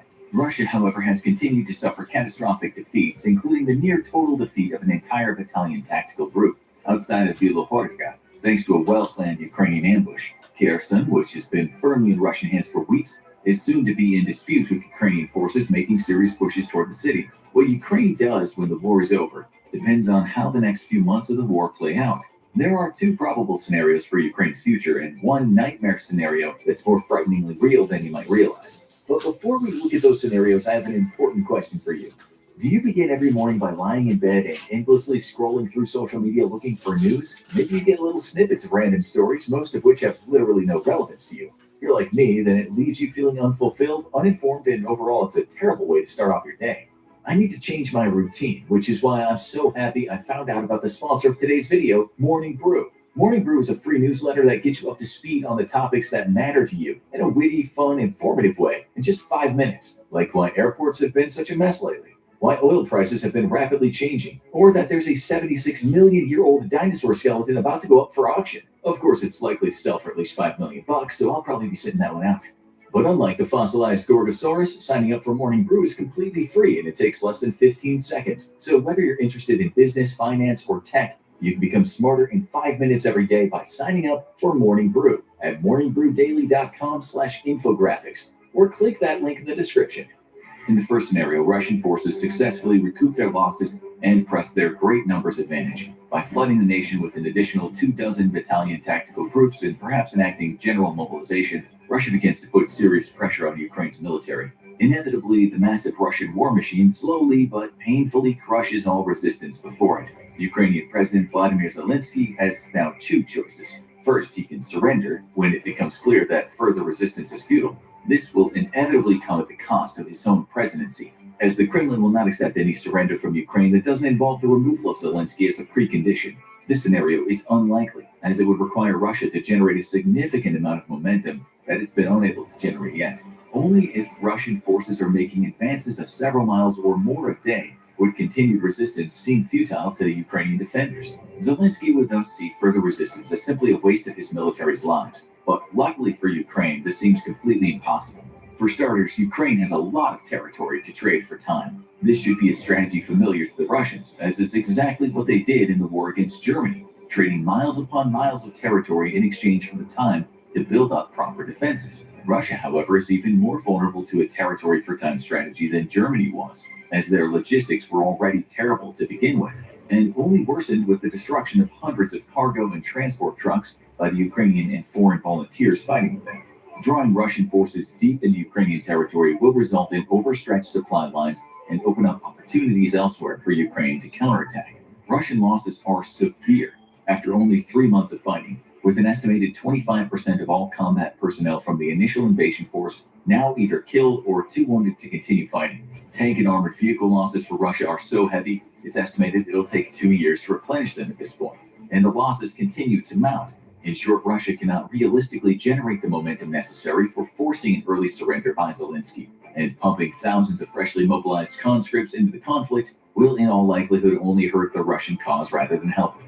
So, we're rating an early surrender by Zelensky a very low probability as of May 11th, 2022. President Zelensky's second choice is to fight Russia to a slowly losing standstill. What we mean by this is that the front lines will remain largely frozen, but with tiny incremental gains by Russian forces over time. As a matter of fact, that seems to be the nature of the conflict right now, with Russia being hammered badly and winning only small gains, though the Ukrainians themselves have managed their own small gains. So we're not quite at this scenario yet. However, inevitably it might become clear that Russia simply cannot be defeated by Ukraine, and Zelensky's second choice is to negotiate a peace with special conditions with Russia. This will likely mean that Ukraine gives up much of its territory in the Donbas region, which is largely under Russian control today, and gives up its strategic seaports along the Sea of Azov. Crimea is guaranteed to remain in Russian hands, and the Sea of Azov now becomes a Russian lake fully under its control. Initially, Vladimir Putin claimed that he had no intention of occupying Ukraine. However, not only is Putin proven to be a liar, but Russian forces have been well documented doing everything they can to quickly Russify occupied territories. They've replaced Ukrainian street and building signs with their Russian counterparts, instituted provisional governments, ensured the pensions of elderly Ukrainians, and introduced the Russian ruble as the official currency. All this has been done to purposefully entrench Russian culture inside of Ukraine itself, in preparation for their full adoption into the Russian fold. Currently, Ukraine is likely unable to fully eject Russian forces from its territory, which means that this is the most likely scenario.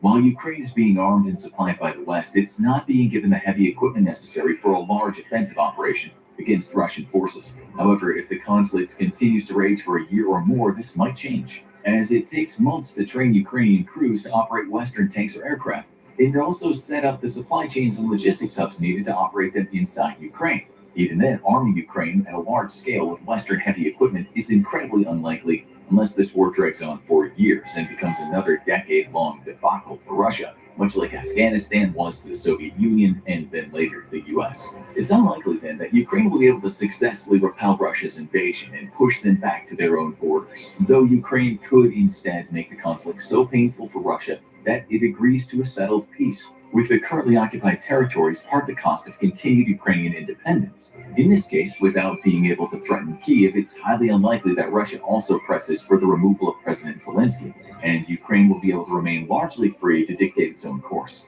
It is, however, very likely that peace in either of these two scenarios comes with the condition that Ukraine remain committed to absolute neutrality and repeals its constitutional amendment, which enshrines NATO membership directly into the constitution of the country.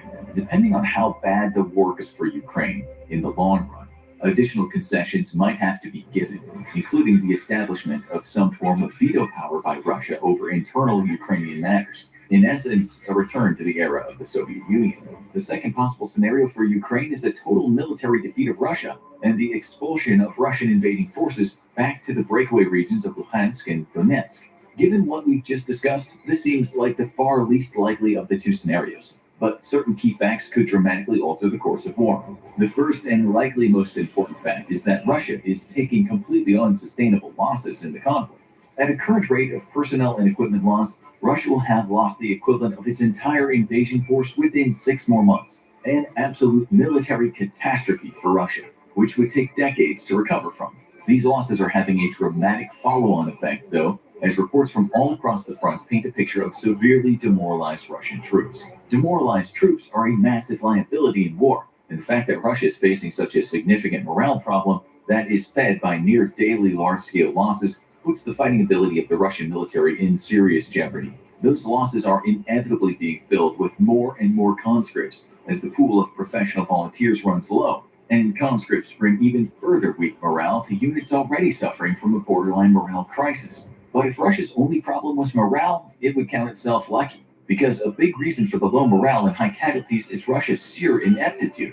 The Russian military was greatly feared prior to the conflict, with news agencies around the world commenting on the massive modernization effort Russia undertook over the last 2 decades. To show off its capabilities, Russia put on annual military exercises involving tens of thousands of troops, all meant to showcase Russian firepower to NATO observers. And the conclusions were grim. Russia had become extremely adept at combined arms maneuvers and was a modern military to be feared.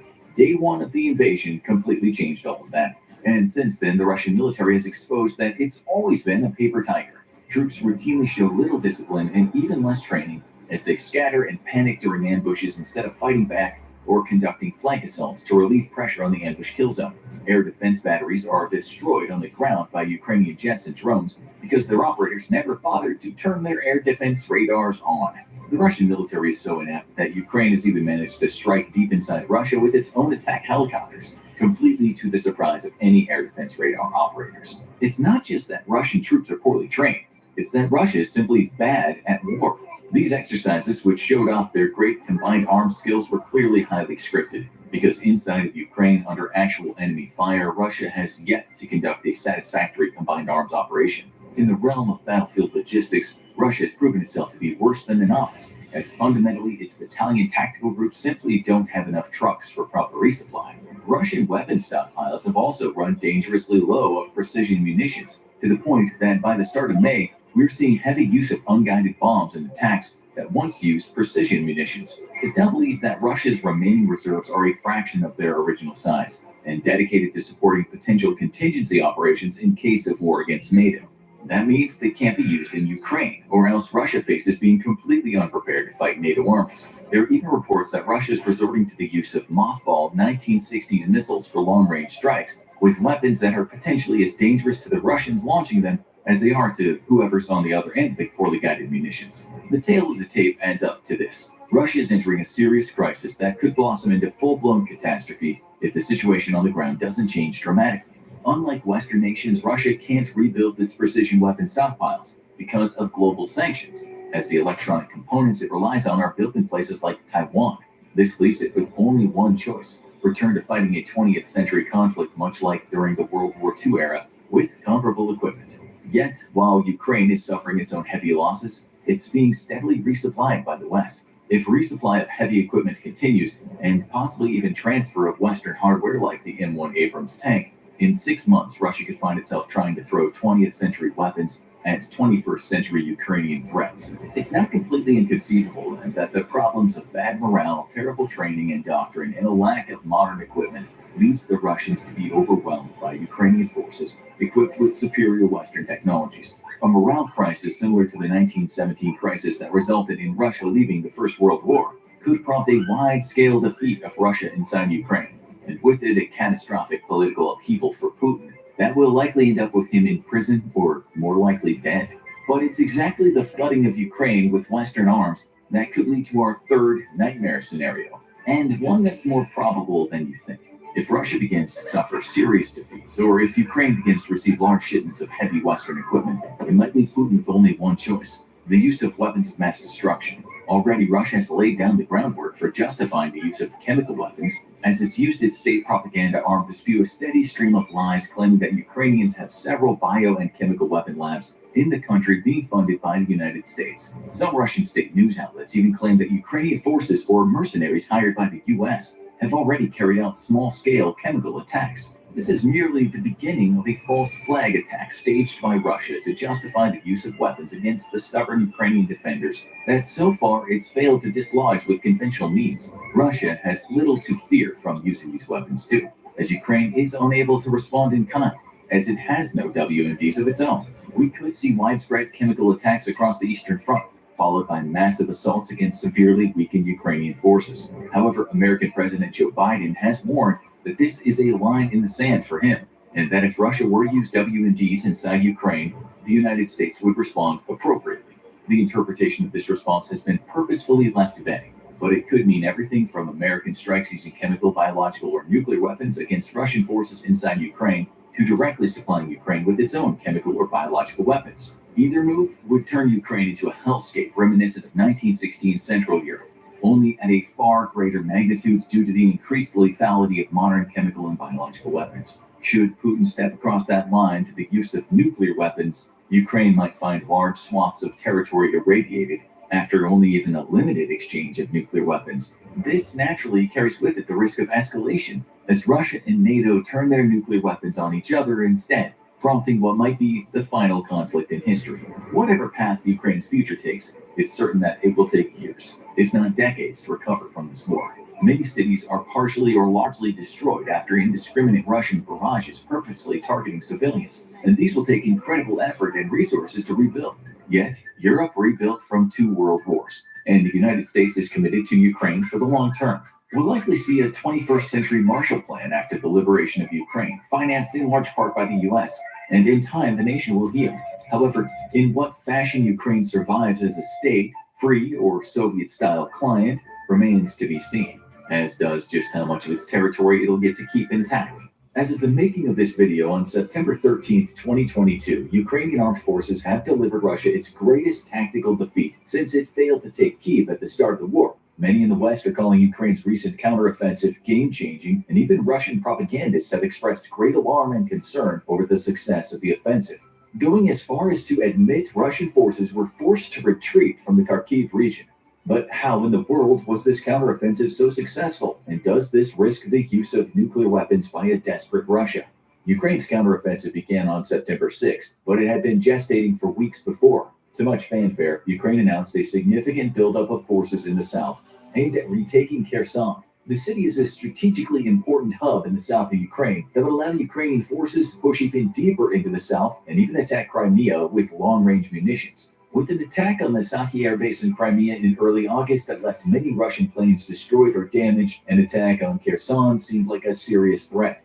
The buildup of Ukrainian forces prompted Russia to redeploy 10 battalion tactical groups to the south to reinforce the region.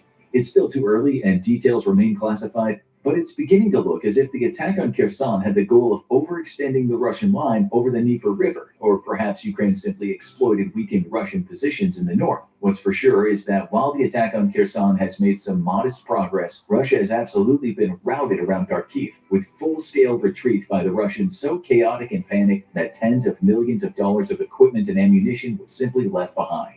The key to Ukraine's success begins with one weapon system, the High Mobility Artillery Rocket System, developed and fielded by the United States and provided to Ukraine in small quantities at the start of the summer. Wary of committing large amounts of sophisticated equipment that might end up destroyed or captured by superior Russian firepower, the dozen or so HIMARS units initially supplied were put to immediate and cleverly devastating use by the Ukrainians.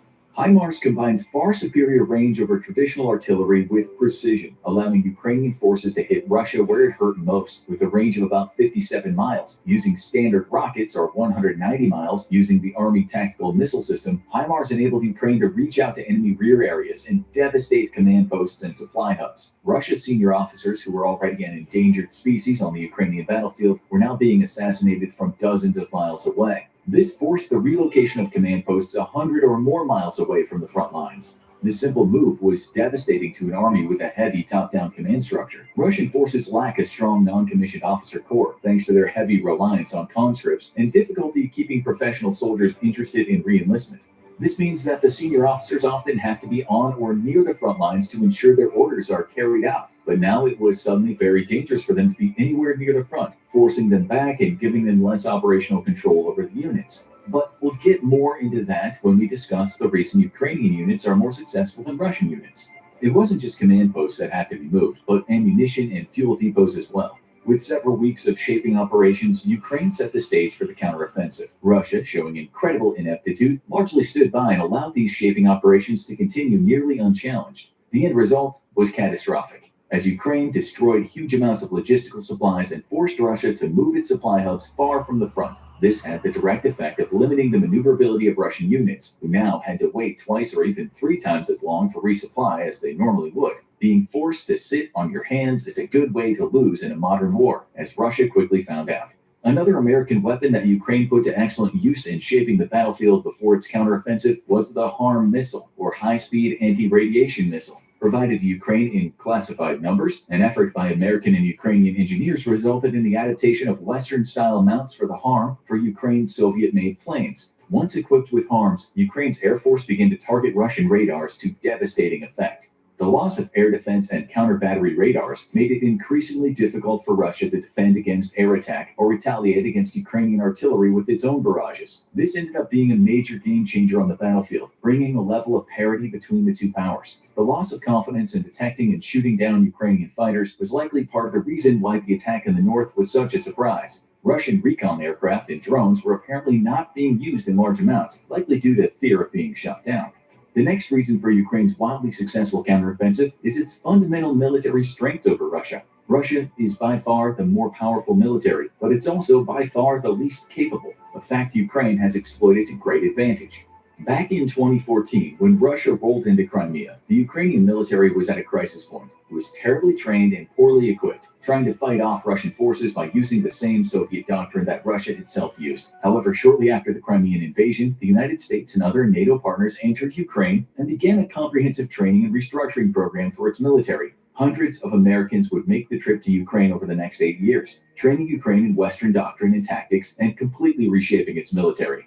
The result is not perfect, but Ukraine's armed forces today more closely resemble a professional Western force than they did in 2014. Ukrainian junior officers and commanders are encouraged to seize the initiative and make their own decisions in the midst of combat, a characteristic lacked by the Russian side. This allows Ukrainian units to be far more adaptable and maneuverable than their Russian counterparts, who must sit and wait for orders from their higher-ups before doing anything not already discussed in contingency planning. As Ukrainian forces began to discover vulnerabilities in Russian defenses in the north, this freedom of initiative would come to play in significant ways as Ukrainian commanders ordered their units to further exploit defensive gaps. Unable to adjust their defenses as the combat environment evolved around them, Russian units were forced to simply flee, though a significant number would simply surrender.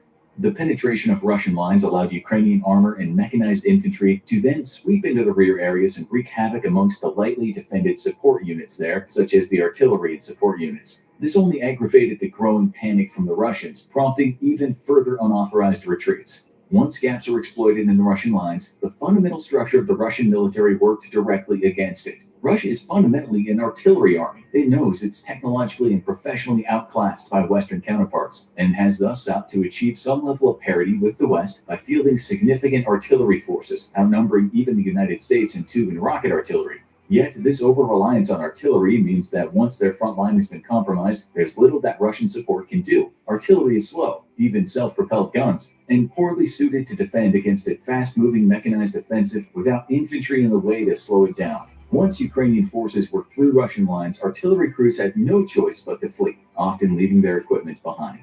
Another key difference between Russian and Ukrainian forces is not just training or doctrine, but simple esprit de corps. Russian forces have long known to be increasingly demoralized by the grinding war in Ukraine. For starters, none of them saw the Ukrainians as enemies before the war, but rather as a brother nation. Then, when the war began, they were promised a swift victory and that they'd be met with hugs and flowers by the locals. Instead, the offensive to take Kyiv failed, while Russian troops in the east were met with Molotov cocktails. The deployment of modern Western weapons in Ukraine took an even greater toll on the Russian morale, as American HIMARS and Excalibur-guided artillery shells wreaked precision havoc amongst Russian forces. Compounding Russian logistics problems led to some units running completely out of food and being forced to steal or scavenge from locals, creating even more morale problems for the Russian military. By comparison, Ukraine's forces are highly motivated, both by their desire to defend the homeland, but also by a sense of vengeance over Russian atrocities across occupied territories. Putin, now known as the Butcher of Bucha, waged a campaign of unrestricted warfare against Ukrainian civilians, and his military has used murder and worse as tools meant to weaken Ukrainian morale and their will to fight. However, these tactics have backfired and given Ukraine's defenders an even greater desire to throw Russian forces out of their country. President Zelensky's refusal to leave the capital when it seemed as if it would fall any day made him an instant hero in the eyes of the people and gave the nation a critically needed morale boost. The Russians don't now know why they're fighting. The Ukrainians, on the other hand, know exactly what's at stake if they don't. Ukrainian troops are not just better trained and increasingly better equipped, but far more motivated to fight than the Russians. While the exact number is unknown yet, given the secrecy of the ongoing operation, it's estimated that as many as 3,000 Russians may have surrendered to the Ukrainians. What is known is that Ukrainian authorities have said that they have recently captured so many POWs that they're running out of room to house them. The final reasons for Ukraine's success comes down to Russia itself. Despite formerly being considered the world's second most powerful nation, Russia has proven that it's completely unprepared to face a modern foe. In the face of modern Western weapons and doctrine, Russian forces have faltered or stumbled directly into disaster. They seem to show no recognition of the power of long-range precision munitions, perhaps best explained by the fact that Russia itself has traditionally fielded few smart weapons, relying heavily on dumb, unguided munitions. A staggering disregard for electronic and signals intelligence has allowed the US and other NATO nations to track down and pinpoint Russian VIPs, passing the information along to Ukrainian frontline units armed with precision Excalibur artillery rounds or other smart weapons. The US has not commented much on the intelligence it shares with Ukraine, but many suspect that the Americans are giving Ukraine pretty much every drop of intelligence that they gather. With the drones flying just outside the conflict area, satellites, human sources, and electronic eavesdropping measures, the US intelligence apparatus has been able to provide Ukraine with mountains of intelligence and made surprise military operations by Russia all but impossible. The Ukrainians have also been able to tap into a wealth of intelligence provided by partisans behind enemy lines, as well as fully exploiting Russian foolishness. Multiple times now, Russian TV crews have filmed near-sensitive military equipment or personnel, leading to an immediate and devastating response by Ukrainian forces. In one particularly noteworthy incident in August, a Russian reporter posted a photo of a Wagner Group mercenary outside their barracks in occupied Ukraine. The photo included the street address of the building, and Ukraine used HIMARS launchers to level it, leading to the death of up to 100 Wagner mercenaries. As the war continues to rage on, some or even all of Ukraine's gains could be reversed, though that's very unlikely. Russian forces are increasingly exhausted, demoralized, and rebellious, and it's rumored that Russia is suspending the sending of new units to Ukraine. This could make an increasingly desperate Putin resort to extreme measures, such as the use of chemical, biological, or nuclear weapons, facing growing opposition at home as multiple municipalities, including St. Petersburg and 2 Moscow districts, call for his resignation. Putin almost certainly views a general retreat from Ukraine as wholly unacceptable. This might make the next phase of the war even more, not less dangerous than before. However, that's no reason for Western support for Ukraine to falter right now when it matters most. With fighting set to die down during the difficult winter season, this is the time for the West to prepare Ukraine for even greater counteroffensive come springtime, this time equipped with large numbers of Western vehicles and weapons. It's the beginning of October 2022. A young American man is doing something spectacularly unusual. He is actually reading a newspaper. So what does he learn from this mysterious object of yore? Well, it's Jimmy Carter's 98th birthday. The US and Venezuela just did a prisoner swap, and it's the 5-year anniversary of the deadliest mass shooting in US modern history. But the story that gets his attention is headlined, "Ukraine has been turned into a giant scrap heap of Russian tanks." What's going on? What's been going on? That's what we'll find out today. It's true, if you went to certain areas of Ukraine right now, you'd find what look like graveyards for Russian tanks. The tanks, usually looking like they're well past their prime, are everywhere. You can see photos of them in the background as Ukrainians go about their normal day. Take, for example, the town of Izium in the Kharkiv Oblast province in eastern Ukraine. This place used to look majestic. These days, if you walk through parts of Izium, the word that would spring to mind is apocalypse. It was liberated in September 2022, but not before 5 months of fighting. When the Russians were there, they spent some of their time interrogating, torturing, and killing residents. One of them, who survived, later said he was interrogated and shocked by one of those old Soviet military field telephones. Another witness said Russians wore masks and tortured civilians with bare electric wires. Mass graves were later dug up, with the Western media saying this was now a pattern of Russian occupation. We only know this, of course, because the Russians left in a hurry. They didn't just retreat, but they left all kinds of things behind, including quite a lot of tanks, some bashed up, some just abandoned. The Washington Post wrote, Ukrainian troops have documented war machines in various states, from combat-ready tanks to vehicles in need of repair. In some cases, Ukrainian forces have obliterated Russian weapons, leaving smoldering vehicles to be discovered by the advancing forces. In one of the videos, you can actually hear a Ukrainian talking about the Russian tanks as if they were the bounty of school kids' stolen candy. One of the soldiers says, "You and I get a tank. We all get a tank each." This was just one town. If you were to visit the town of Liman in the Donbas region, you'd see something similar. You'd find tanks all over the place, some of which have been damaged, but some that were abandoned in decent shape. What a gift that is to the Ukrainians. We'll come to the value of such tanks a bit later. One media report said the aftermath of the Russian retreat was a macabre scene.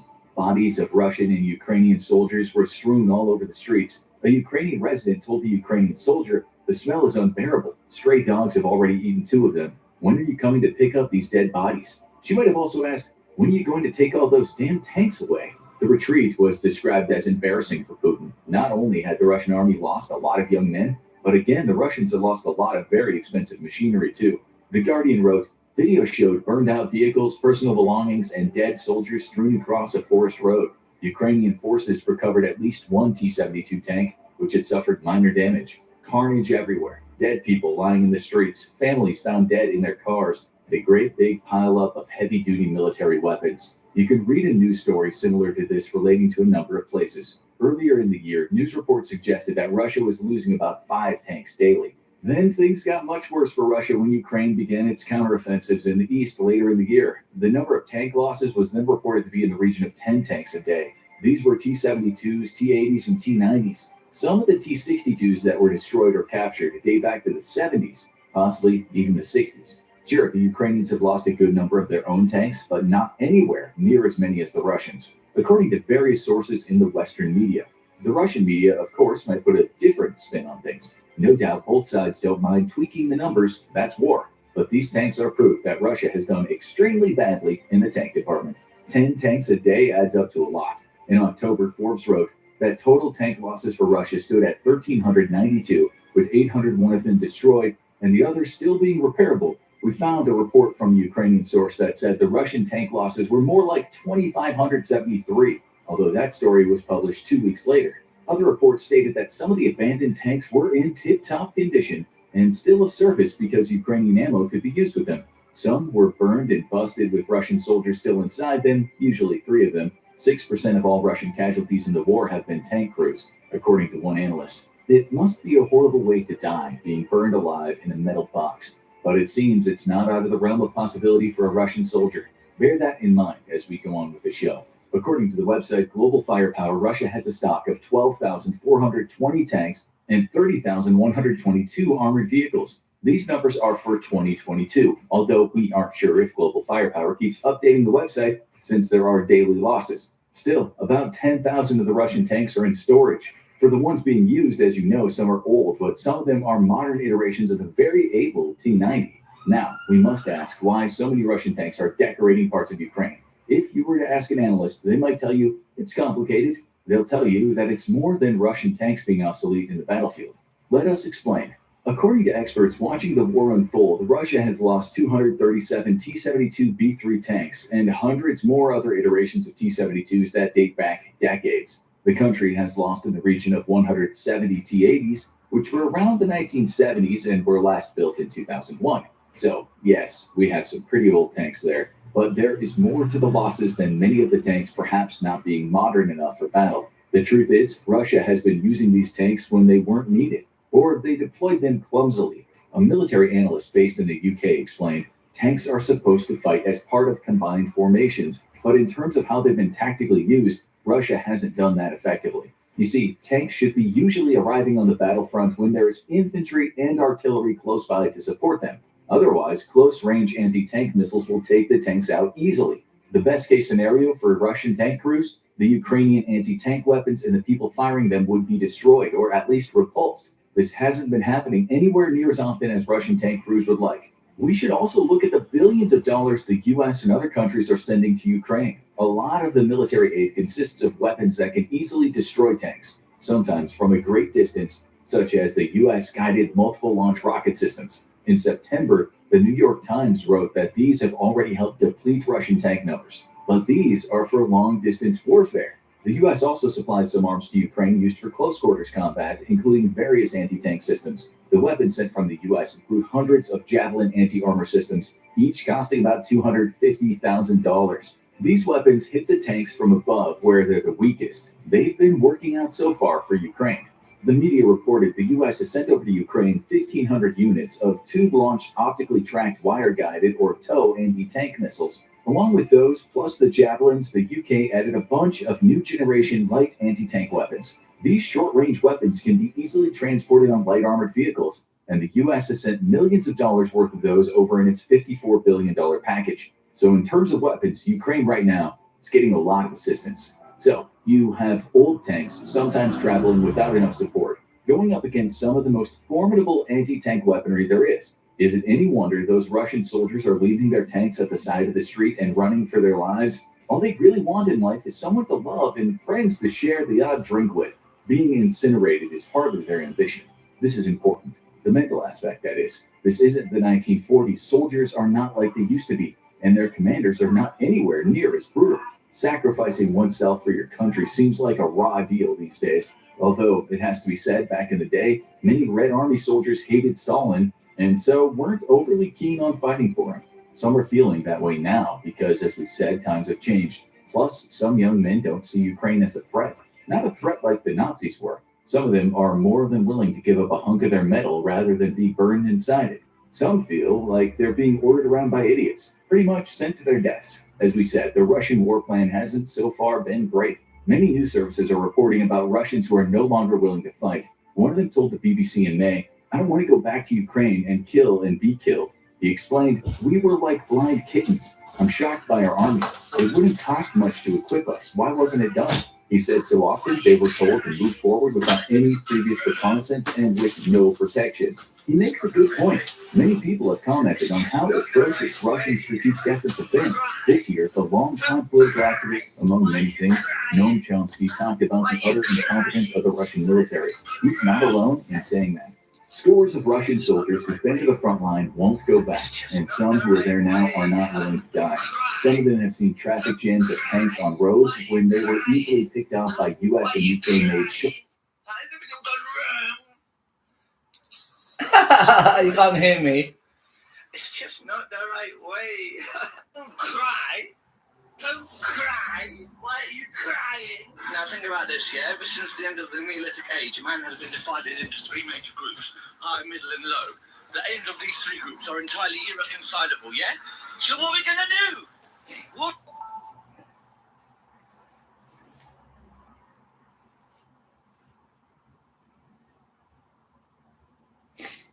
I hate everything.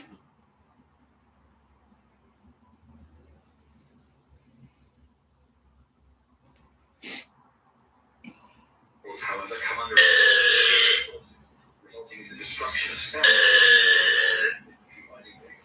Those that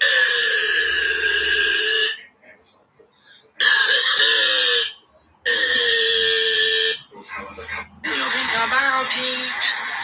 I know, think about it. I was walking down here trying to get away from the absolutely scabby women everywhere. Get out of it! They're hiding in the bushes. Yes. I don't know what they're doing. Get out of it! Get out of it! Oh. Get out of it! Nice. I'm so sad story. Oh, why am I life like this?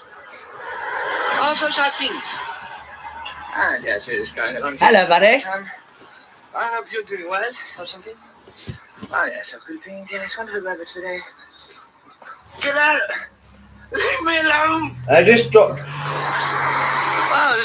Dropped off the shoes at the post office. Nice. Yes. They're hiding in the bushes. Nice. I don't know what they're doing. Get out of it! Get out of it! Get out of it! Nice. Oh, so sad story. Oh, why am I life like this? Oh, so sad things. And yes, it's going along here so last time. I hope you're doing well or something. Oh, yes, I've good things. Yes, one of the rabbits today. Get out of it! Leave me alone! Wow, there's so many women chasing me everywhere. Yeah, that's something else. Oh, so hard life. Hello, buddy. I'm down here, I'm trying to get away from the absolutely scabby women everywhere. Get out of it! They're hiding in the bushes. Right. I don't know what they're doing. Get out of it! Get out of it!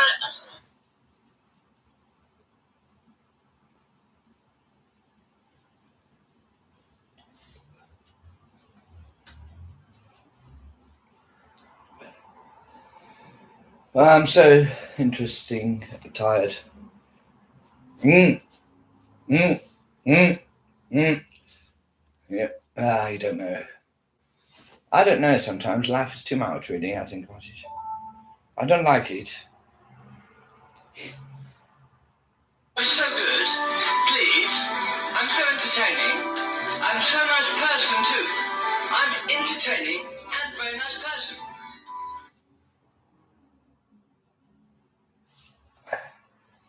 When you think about it.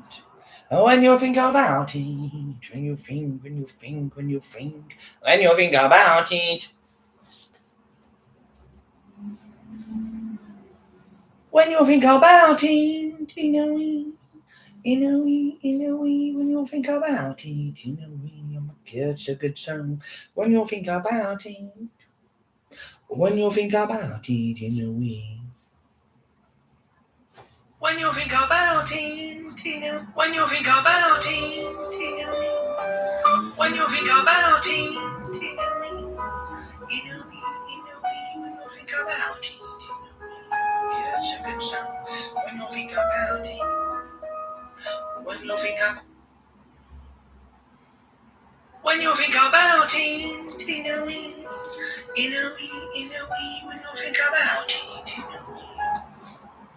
when you think about it, when you think about it, it's a good song. When you think about it. Now think about this, yeah?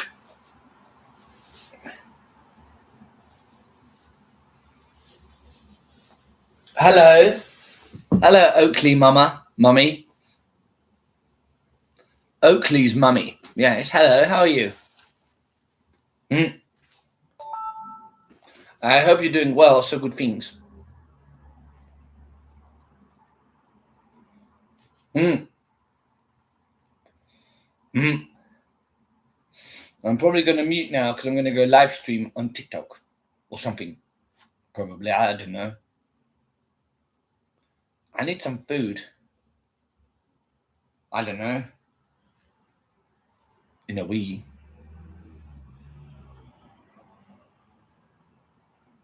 Bronwyn, oh, hello, buddy. Bless you. Oh, you want me to go live? Yeah, okay. I'll be going live very shortly. Very shortly, yeah. That's one thing about it. Right?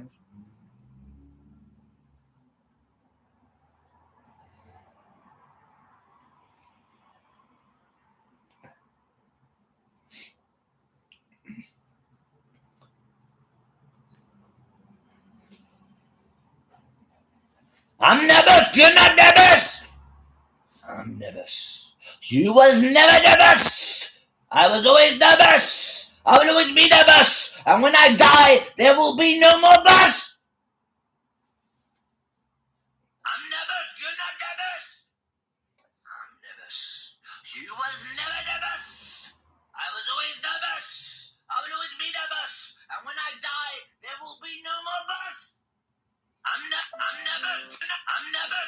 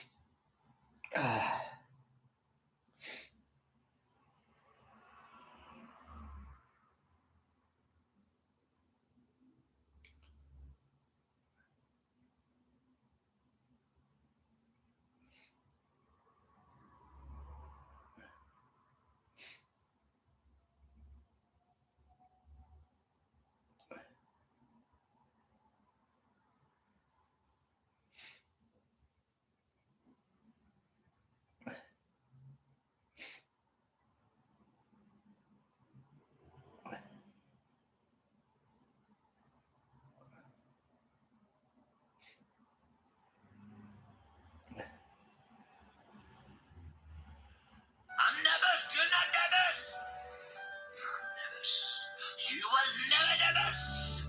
I was always.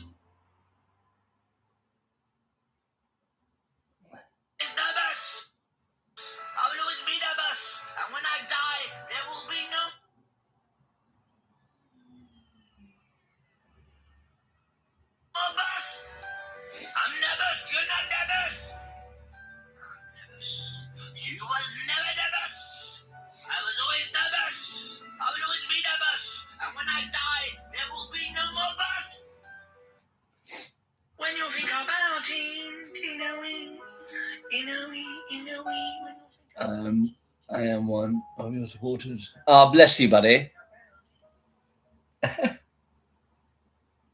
I need to make some food, actually.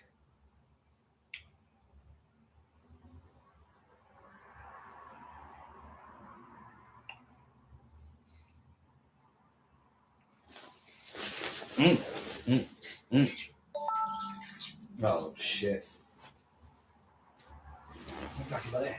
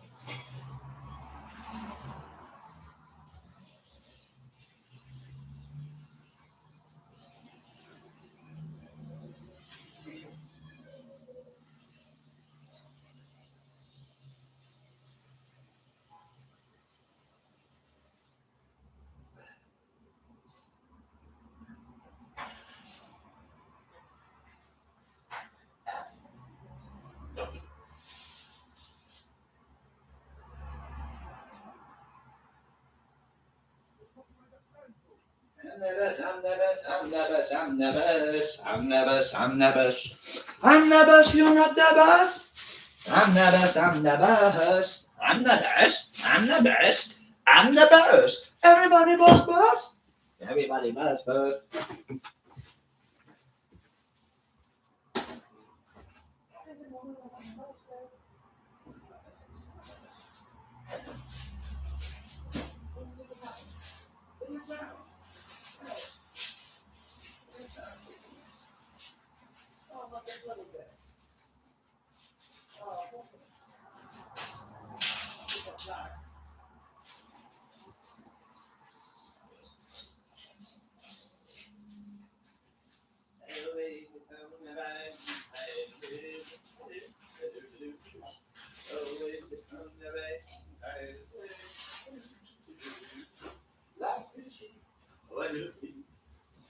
We're gonna have some motherfucking pasta. We're gonna have some motherfucking pasta. We're gonna have some pasta.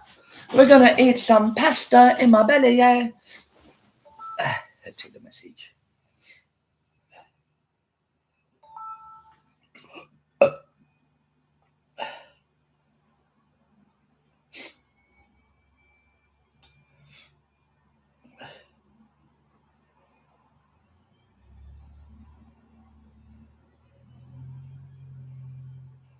I replied to your message. I hope you understand.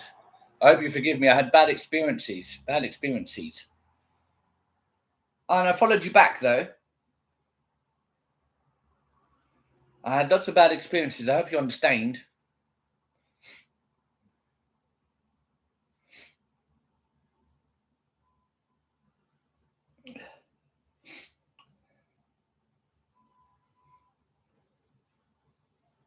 I'm the motherfucking boss, yeah. I'm the boss. I'm the boss. You never knew me. I was the boss, yeah. I was always the boss, yeah.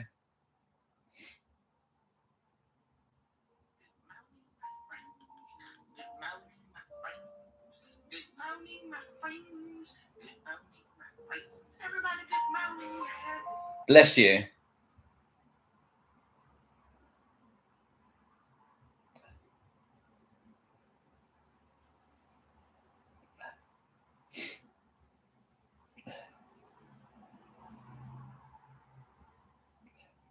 You don't even know me. Bow. You don't even want me. Right now, I'm preparing some pasta with sardines and sweet corn, and then we're gonna go live. We're gonna go live, man. Do you even know what that means? I found a dead mouse today. It was only a baby. Right now, I'm preparing some pasta with sardines and sweet corn, and then we're gonna go live. We're gonna go live, man. Do you even know what that means? I found a dead mouse today. It was only a baby. Right now, I'm preparing some pasta. I'm nervous. You're not nervous. Bless you, Oakley. Thanks for understanding.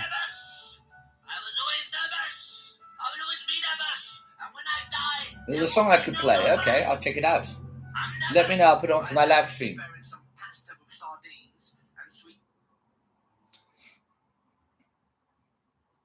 This morning, or just now actually, in a pot I was using for shaving, I found a dead mouse. It must have been a terrible death. Made me feel quite sad. This morning, or just now actually, in a pot I was using for shaving, I found a dead mouse. It must have been a terrible death. Made me feel quite sad. This morning, right now, I'm preparing some pasta with sardines and sweet corn, and then we're gonna go live. We're gonna go live, man. Do you even know what that means?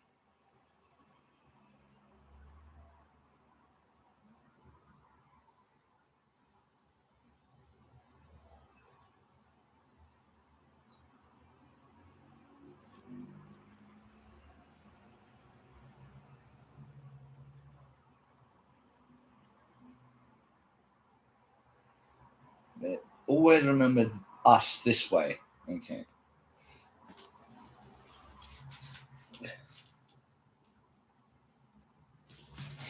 Always remember us this way. Always remember us this way in a way. Always remember us this way in a way.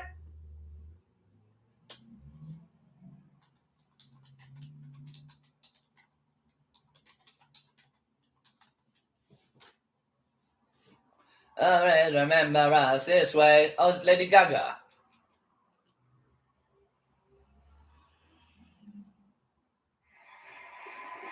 Listen, here's a really good Indian song that I said that I you remember.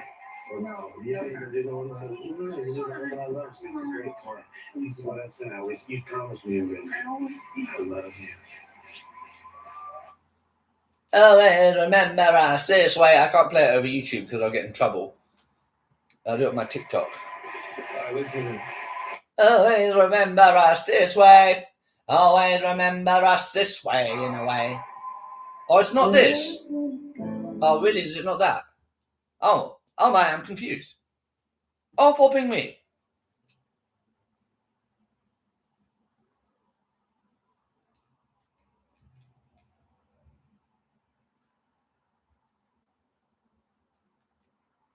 Never mind, I'll find someone like you.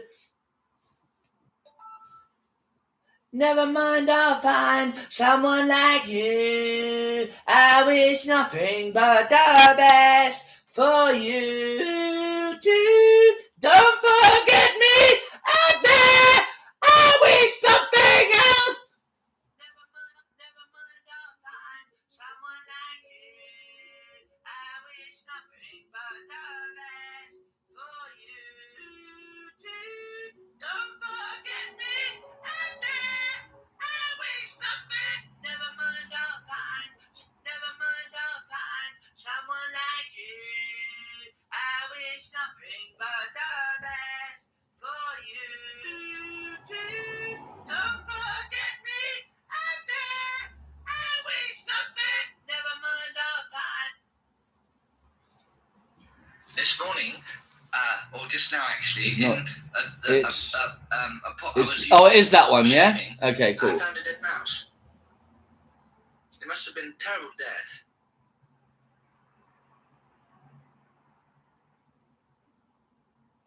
I wish nothing but me baby.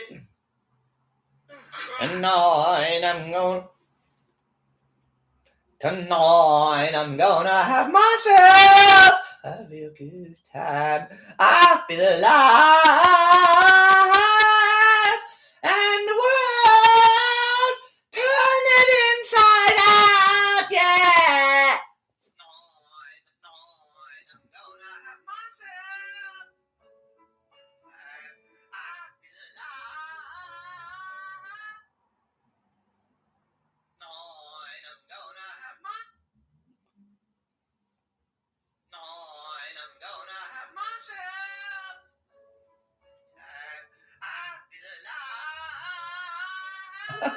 Never mind, I'll find someone like you. The message, yeah.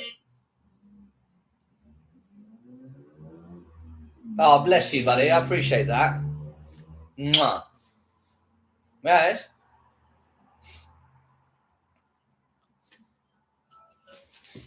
One second. I need to see how the live stream might start in a sec, so I'm going to have to mute here.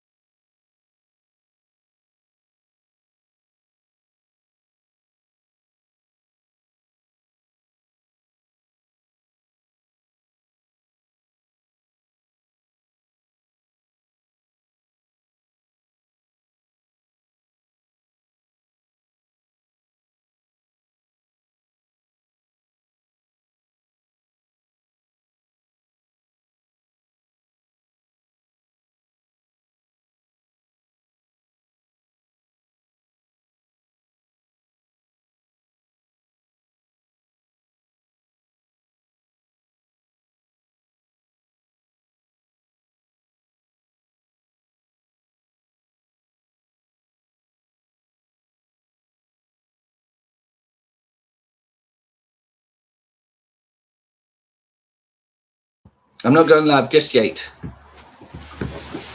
I'm just going to eat my pasta first, actually.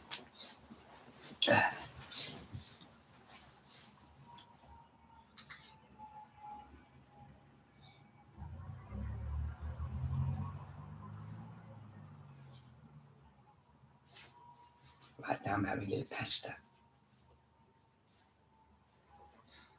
Also nice. Also interesting things.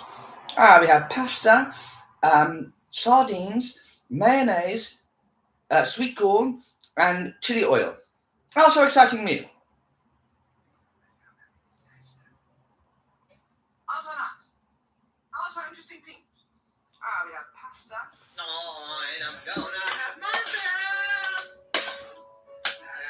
I feel alive. And the world good it. Also nice. Also interesting things. We have pasta, sardines, mayonnaise, sweet corn, and chili oil. Also exciting meal. 5 years after opening its eye to the cosmos, the Hubble Space Telescope set its sights upon a seemingly empty patch of sky near the constellation Ursa Major. Chili oil. Also exciting meal. Staring into the void for 10 days, the telescope captured 342 images in ultraviolet, visible, and infrared light. The compilation revealed a sea of galaxies stretching across time back to their very origins. Humanity glimpsed the true scale of the cosmos. The invention of the telescope revealed our universe and repositioned the Earth within it. That cosmic perspective shifted dramatically. The universe suddenly became this vast place, populated by galaxies like our own Milky Way. In the 20th century, our telescopes escaped the limitations of Earth's atmosphere. Once we had sent the first satellites into Earth's orbit, we had the possibility of sending observatories out into space. The electromagnetic spectrum unlocked a realm of invisible light. Every time we do a new survey at a new wavelength, we always find major discoveries. We're looking right through the dust, and we can see how the stars are being assembled, how they are growing. With next-generation optics, we hope to define our place within the cosmos. Every discovery we have made has changed the way we see ourselves. We should be proud that we can have cosmic humility.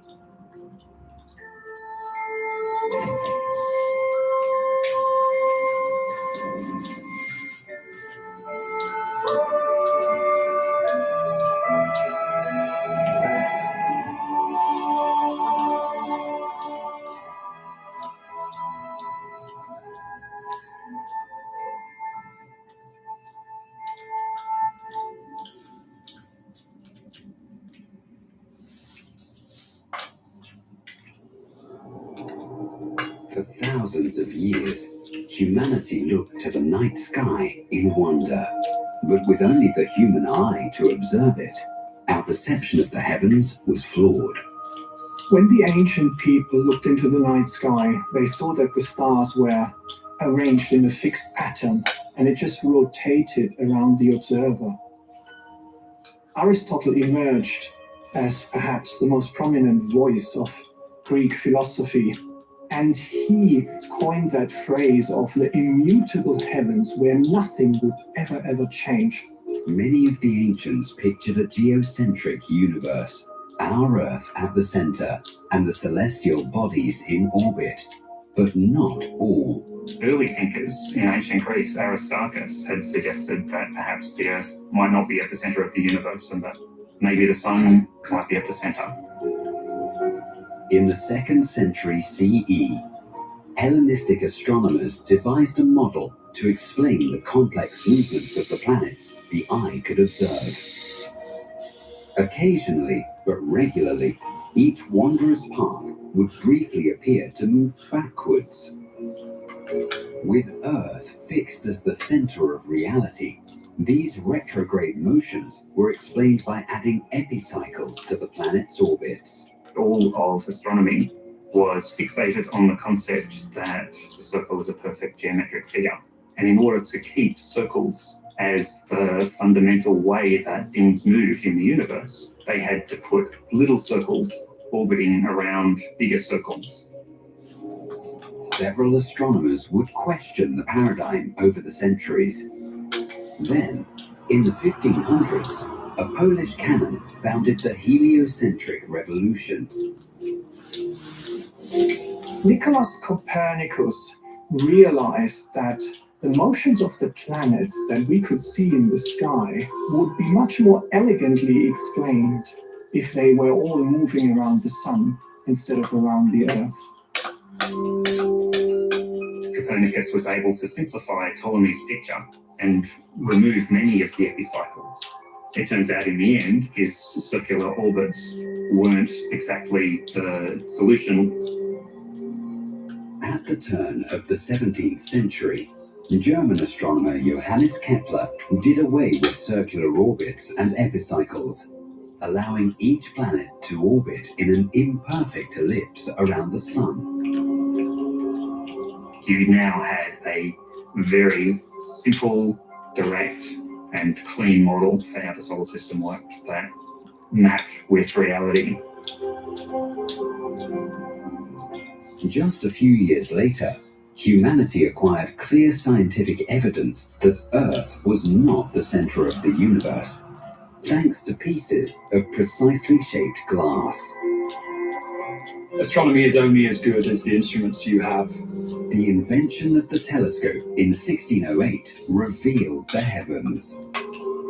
Before the first telescopes were developed, human beings could only see about 3,000 stars. When people first started looking at the sky through telescopes, it was the first time a human sense had been extended. It's a really simple invention, really.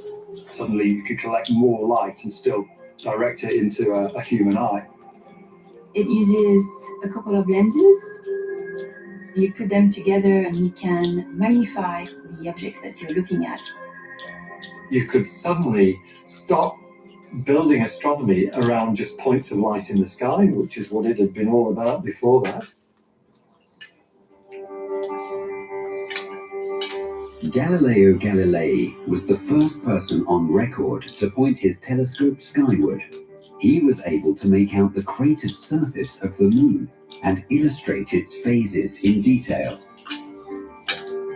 Galileo then trained his sights on Venus and discovered that it too went through phases. He showed that the Milky Way was basically made up of stars rather than some sort of coagulated milk. He showed that there were mountains on the moon and craters on the moon. But perhaps his greatest discovery came as he observed the planet Jupiter.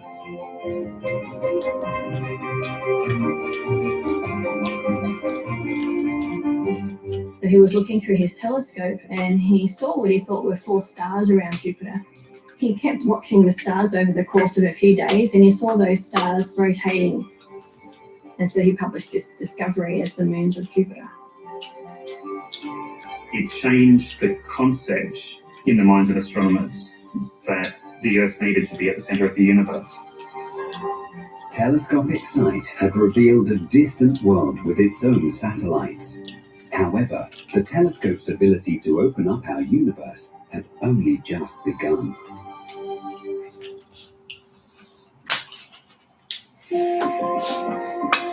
A clear night reveals that the stars are not randomly sprinkled across our sky. Most collect in a long, dense trail sweeping through the heavens. This milky path that stretches across the sky, which the Romans have called Via Lactea, the path of milk, and we call it today the Milky Way. It's an amazing sight, but you can't distinguish all of the individual stars. The Milky Way is really a collection of many billion stars, which are individually too small to be seen.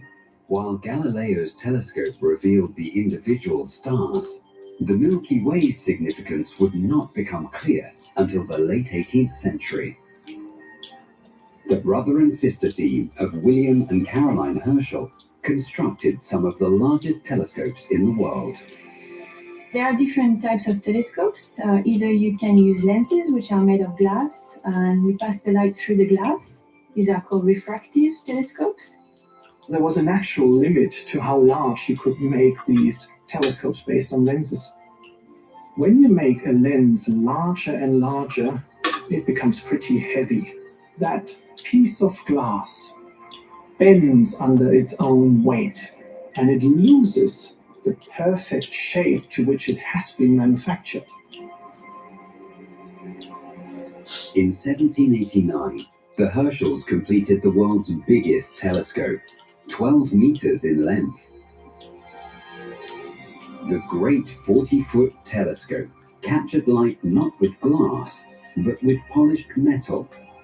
Mirrors you could make much larger without structural problems, because you could put a piece of steel underneath that would hold them in place, and that was structurally much stiffer than a lens would ever be.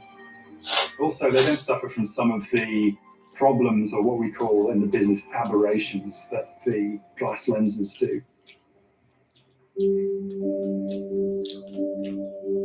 In the 1780s, Herschel and his sister embarked on a project to map the Milky Way.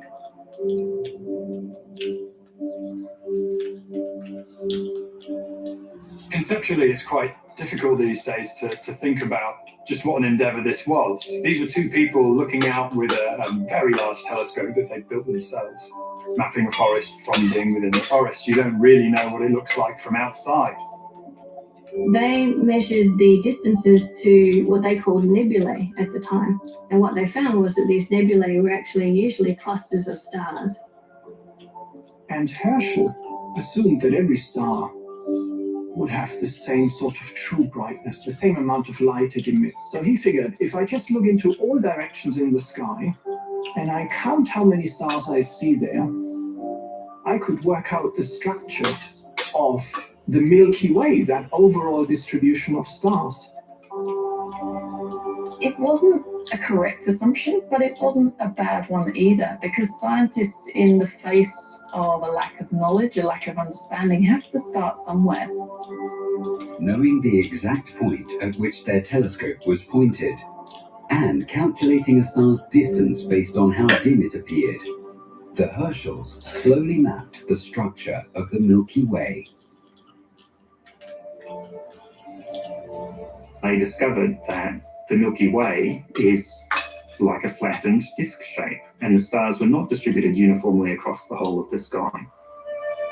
In spite of their hard work, the Herschels incorrectly concluded that our solar system was near the center of the Milky Way.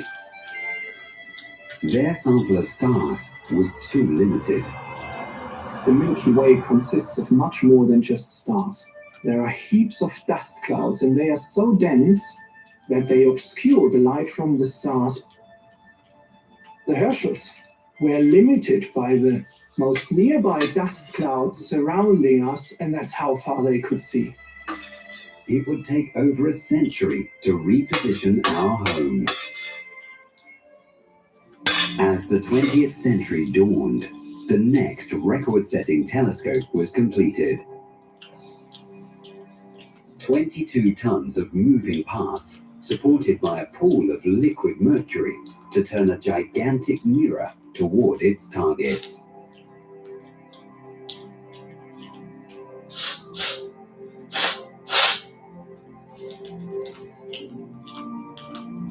The power of the 60-inch telescope in Southern California allowed astronomer Harlow Shapley to embark on his study of globular clusters.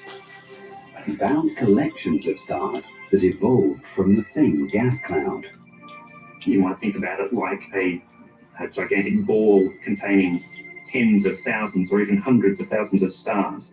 Crucially, they are not in the plane of the Milky Way, but a sphere all around the center. You can see these clusters above the plane of the Milky Way, below the plane of the Milky Way, where there is no dust in the way that blocks your view.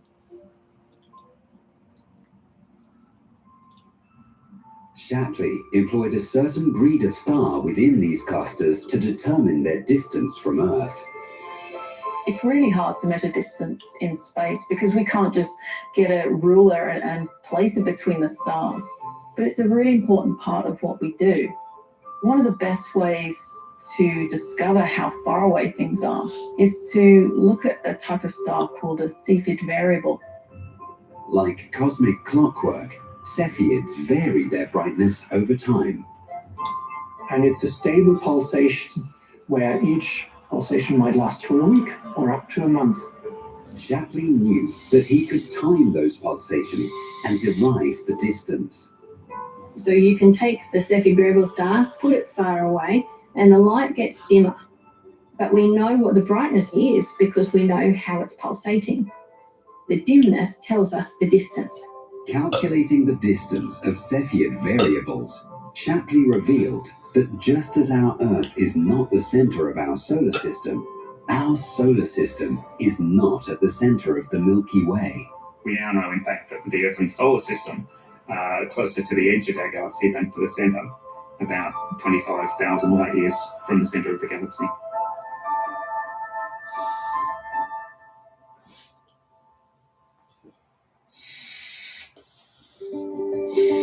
In 1917, the 60-inch telescope at Mount Wilson was surpassed by a new device at the same site.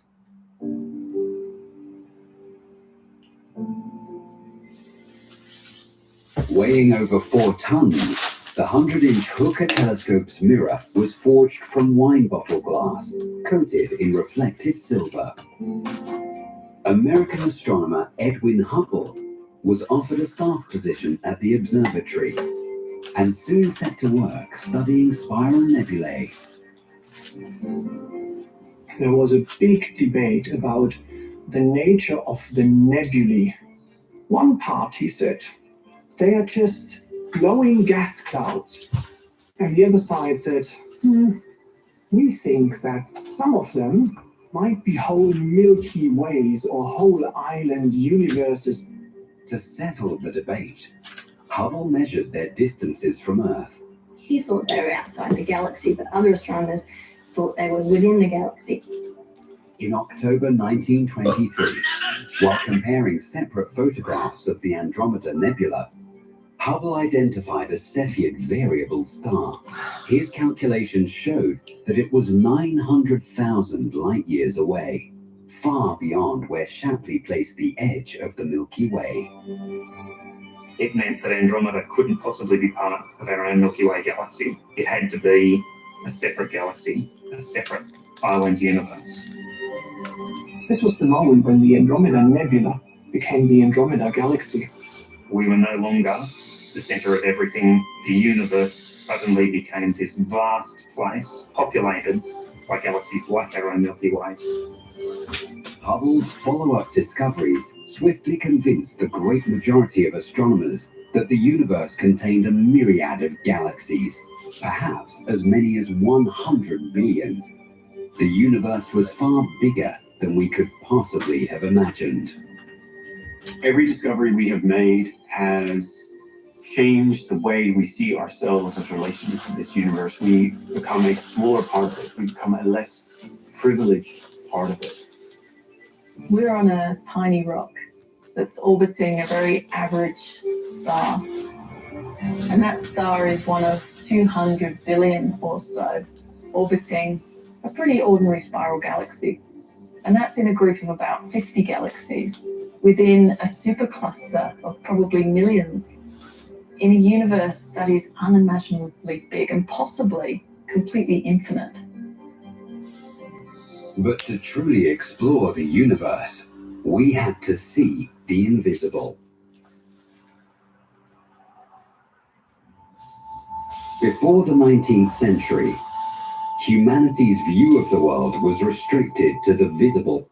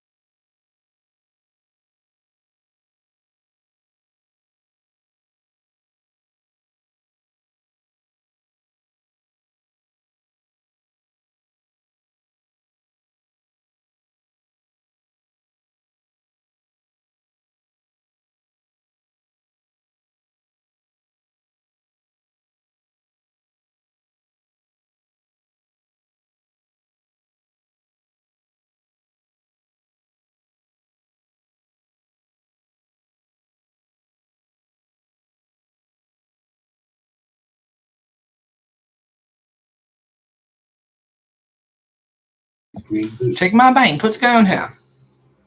Nobody ever mentions his name, nor discusses how he died.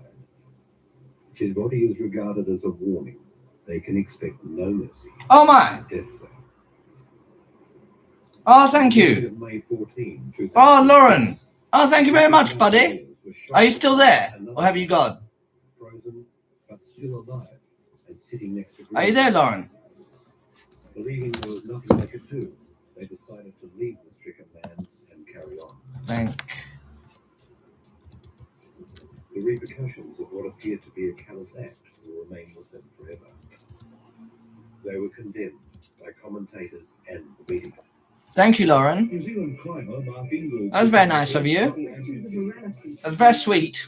Climbing the world's most heartless Ingalls became a pariah in the climbing world. To save stricken British climber David Sharp on Mount Everest last week. The first man to summit Everest, Sir Edmund Hillary, judged as the selfish behaviour of a modern generation of climbers. Their aim is to get to the summit, and the welfare of anybody on the way is just too bad. It wasn't just anyone that criticised me. It was my childhood hero. It was my hero. Still is. Sir Ed. I think Mark Ingalls was a bit crazy. The criticism stung, but what stung even more was that people were voicing opinions on no information on what it was like. More than 30 people walked past the stricken man that night, and yet a double amputee, Mark Ingalls, was the only one blamed for not helping him. What really happened on Everest? Does summit fever turn human beings into heartless machines? Or did Sir Edmund Hillary get it all wrong? The hardest thing is to think that people think that you would walk past a dying person and not help them if you could.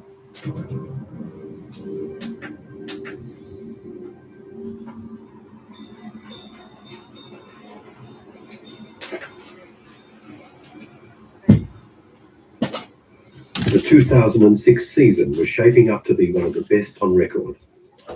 Hundreds of mountaineers, hoping to reach the summit by way of the Northeast Ridge, were encouraged by forecasts of good weather and perfect conditions. They were anticipating the moment when they would join the ranks of elite mountaineers who had stood on the roof of the world.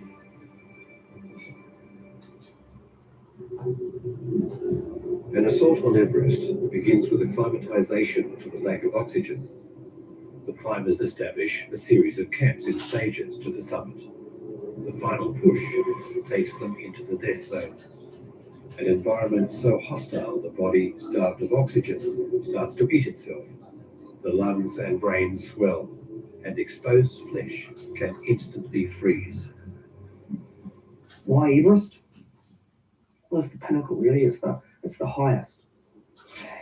And if you can stand on top of that hills, then the amount of power that it can give you for the rest of your life is just, if you can do that, then geez, you can do anything.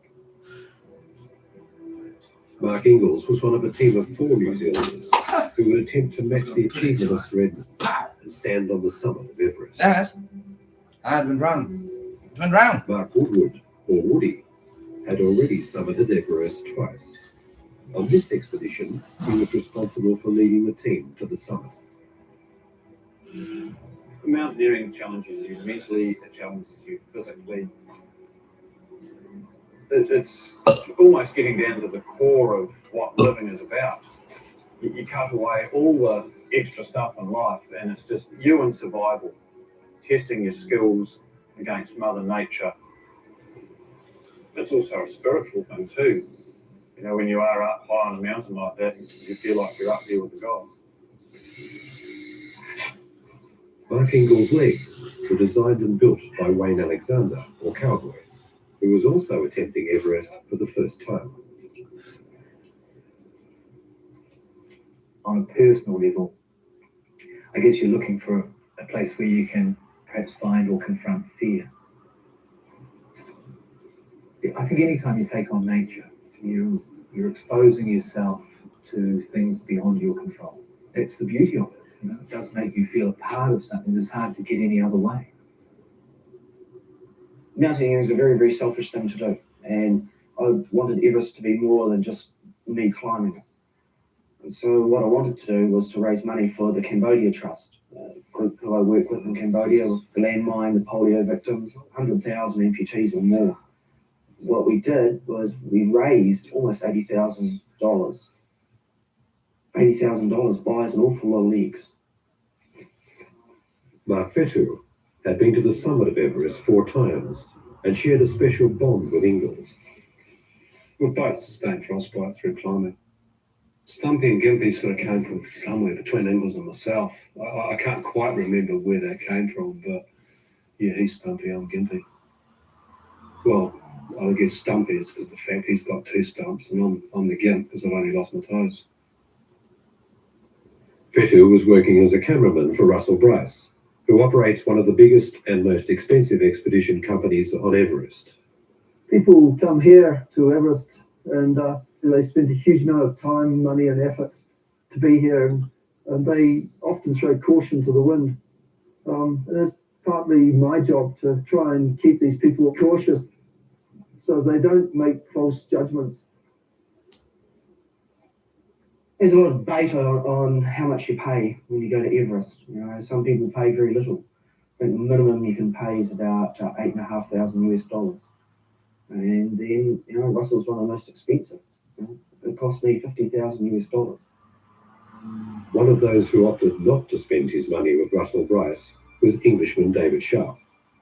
He chose a budget expedition with Asian Trekking, who provided little more than the necessary permit for his 3rd attempt at Everest. Sharp's friend, Jamie McGuinness, had been with him on the mountain before. David just wanted to book with anybody who would take him. Asian Trekking had a mix of people who wanted to climb independently. He didn't care what he was getting. All he needed was food at base camp, ABC, the yaks up, the gear up. And oh, bless you, Lauren. I did get it. Thank you very much. That's very sweet of you. That's very sweet of you. Thank you very much, buddy. A lot of people actually like to climb Also sweet. themselves without any Sherpa Thank you, buddy. or any technology. And I actually Yeah. support that. I think it's still True great story. to see. However, Thank you very things much. do go wrong, and what happened to David Sharp happens every year, When every you think season about on it. Everest. Bless you, Many buddy. of the people who climb Everest, you can call them commercial mountaineers in that they climb with I'll groups. buy some cheese for David it or was a something. real mountaineer. Bless you. Sharp had already made an impression with a stylish ascent of the world's 6 I'm cooking pasta now, and I'm going to go live again soon. He was capable of climbing Everest, no doubt. Thank you very Once much. You know that you can do it, you've just actually got to do it. The main issue that we discussed was oxygen. He really hoped to climb Everest without oxygen. Take my pasta. Climbing without extra bottled oxygen is extremely dangerous. Everybody knows that. Danger and glory perhaps go hand in hand. I don't run that style of expedition, and of course I wouldn't have allowed David Sharp to go out by himself. His style of doing the expedition is personal judgment. Maybe he wanted to make a statement in life. We used to joke that David was a rocket scientist. He really was. But he was getting out of that. He wanted to become a teacher. By an accident of fate, Thank you, on the Lauren. afternoon of May 13, Mark Ingalls As I'm very took a shot at tired. the summit he hoped to reach the next day. I'll have my food on live stream, and then maybe I'll go for a Most walk of or the something, and maybe get ready mountaineers for who made mate. their summit bid were Nice. descending. But Good in the things. distance was a lone climber Got such a headache. who was defying all the rules and heading for the summit late in the afternoon. For Mark Fetu, this brought back memories of a fatal mistake. 12 years ago, I was involved personally in similar circumstances, going for the summit very late in the afternoon with a friend, Mike Reinberger. I was filming him, and he was very reluctant to turn around before getting to the summit. And at one point he said, "Oh, look, we'll bivvy on the way down." I was not keen on that idea, but I didn't want to leave him either. So I continued. We summited very late. So we had to bivouac and spend the night out, virtually 70 to 80 metres from the summit. So it was a ridiculously high bivouac. The climb took its toll. Just keep moving down. Just keep moving down. Yeah. And on the way down, Mike was struggling to stay upright and walk. He was blind, quite serious stages of cerebral edema where you do become blind.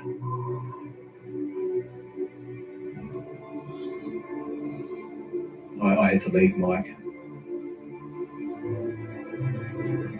To leave him? I tried my hardest to help my friend down.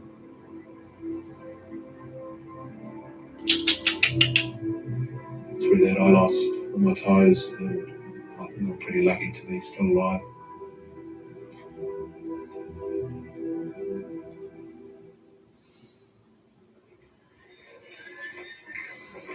From the beginning of mountaineering history, Everest has had a fearful reputation. Nobody in those days knew what really a high altitude meant. Could one even live at such heights? Nobody knew. Since British schoolmaster George Lee Mallory said in 1924 that he would climb Everest because it's there, and then vanished in the clouds, Everest has claimed more than 200 lives.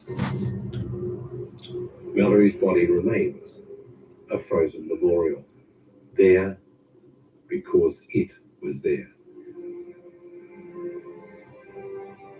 It wasn't until 1953, 29 years after Mallory died on his third expedition to Everest, that New Zealander Edmund Hillary and Sherpa Tenzing Norgay reached the summit.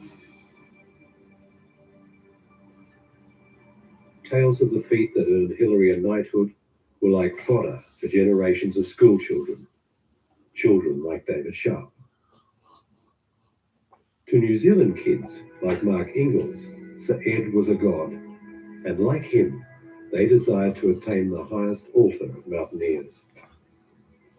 I guess every Kiwi kid has a dream to be an All Black or to follow in the footsteps of Sir Ed. I was never going to be an All Black, I was a scrawny little runt, but that made for a good climber. It meant that I could follow in the footsteps of Sir Ed.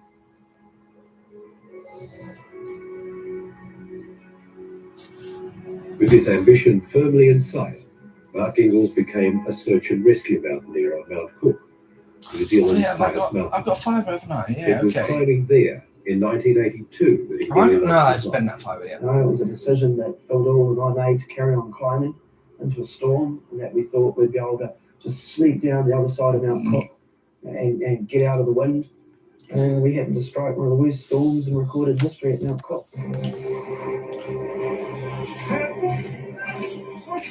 I know, I need my ID for it. We caved near the summit. It's annoying. I need to do that. I really need to do that. The wind just didn't stop. The wind didn't stop for 13 and a half days.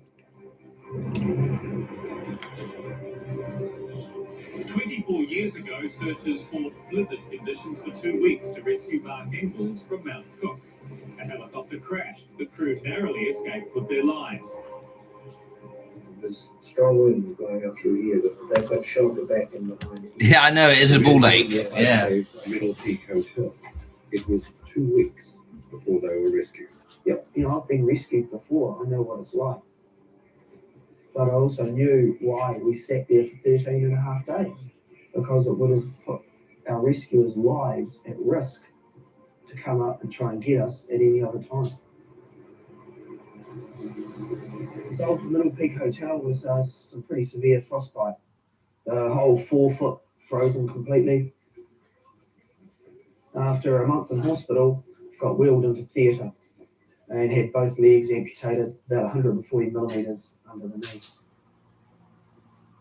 So many people ask about how do you train for Everest, Well, for me, the best training that I ever had was Middle Peak Hotel.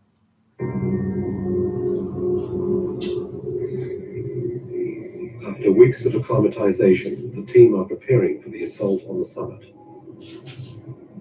They will leave Camp 4 and spend at least 12 hours in the death zone. battling the blind forces of nature in their attempt to reach the summit and return. The Northeast Ridge route is divided into 3 waypoints. First step, second step, third step, and then the summit. Ow! On the route to the first step, they will also pass green. Where's the chili oil gone?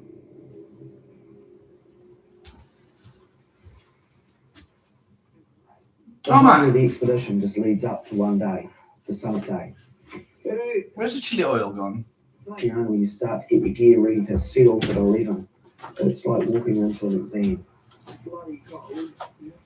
Walking into an exam that the consequences of failing, too horrible to think. Everything was feeling good, with one exception that it was so cold. It was a really, really severe morning. As soon as you're going, it's great. But for me, it's just getting the legs on. It's the toughest time. Yeah. Our intention was actually to leave at about 1 o'clock in the morning, but we brought that forward by 2 hours. We're away from our camp 4 at about 20 past 11. Yeah, Russell, we'll setting up pretty soon. I had a quick chat with Russell on the radio just to let him know that we were going. In fact, he was saying, come on, you should be going. He wanted us out of there. I'm going to go back on live on TikTok now. Oh, man. Monitoring the expedition's every move, Russell Bryce maintains radio contact from Camp 2, over 1,000 meters below. These are your extra ears. These are extra eyes. He's the touchstone, really. The first of Russell's team to leave that night was Max Chaya, on his quest to become the first person from Lebanon to stand on the summit. Good luck. Max was right out in front. He'd taken off, and he had about a 20-minute lead on us.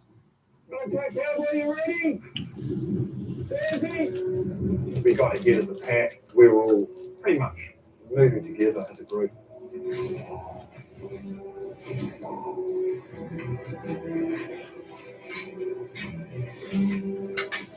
Our biggest problem was that there was a lot of other people keen to be going to the summit that day as well, and it almost becomes a bit of a rush so that you're not going to get caught up in any traffic jams. Turned out to be around 35, 40 people, and we were right at the front. Hello, everyone. So I'm about to have dinner. Let's have a look.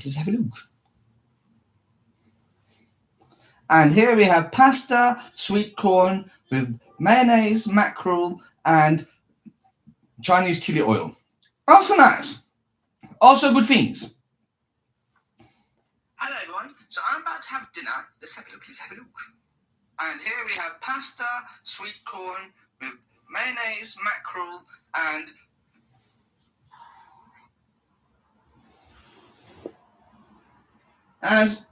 here's how the tidings going so far. Quite nice, quite good.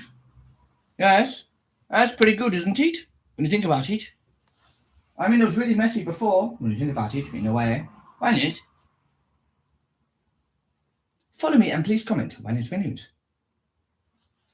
And here's how the tidings going so far. Quite nice, quite good. Yes, that's pretty good, isn't it? When you think about it. I mean, it was really messy before. Hello, everyone. So I'm about to have...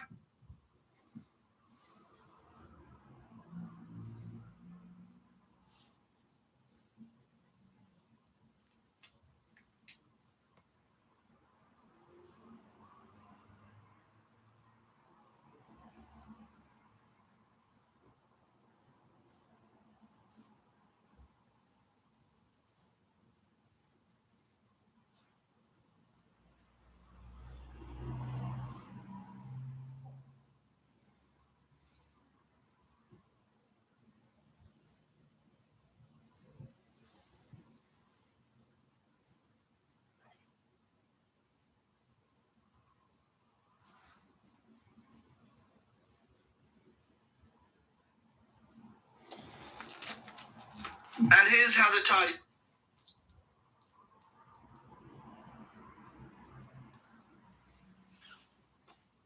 I'm going to mute here now.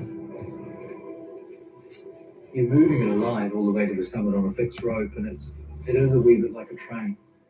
It stops and it starts.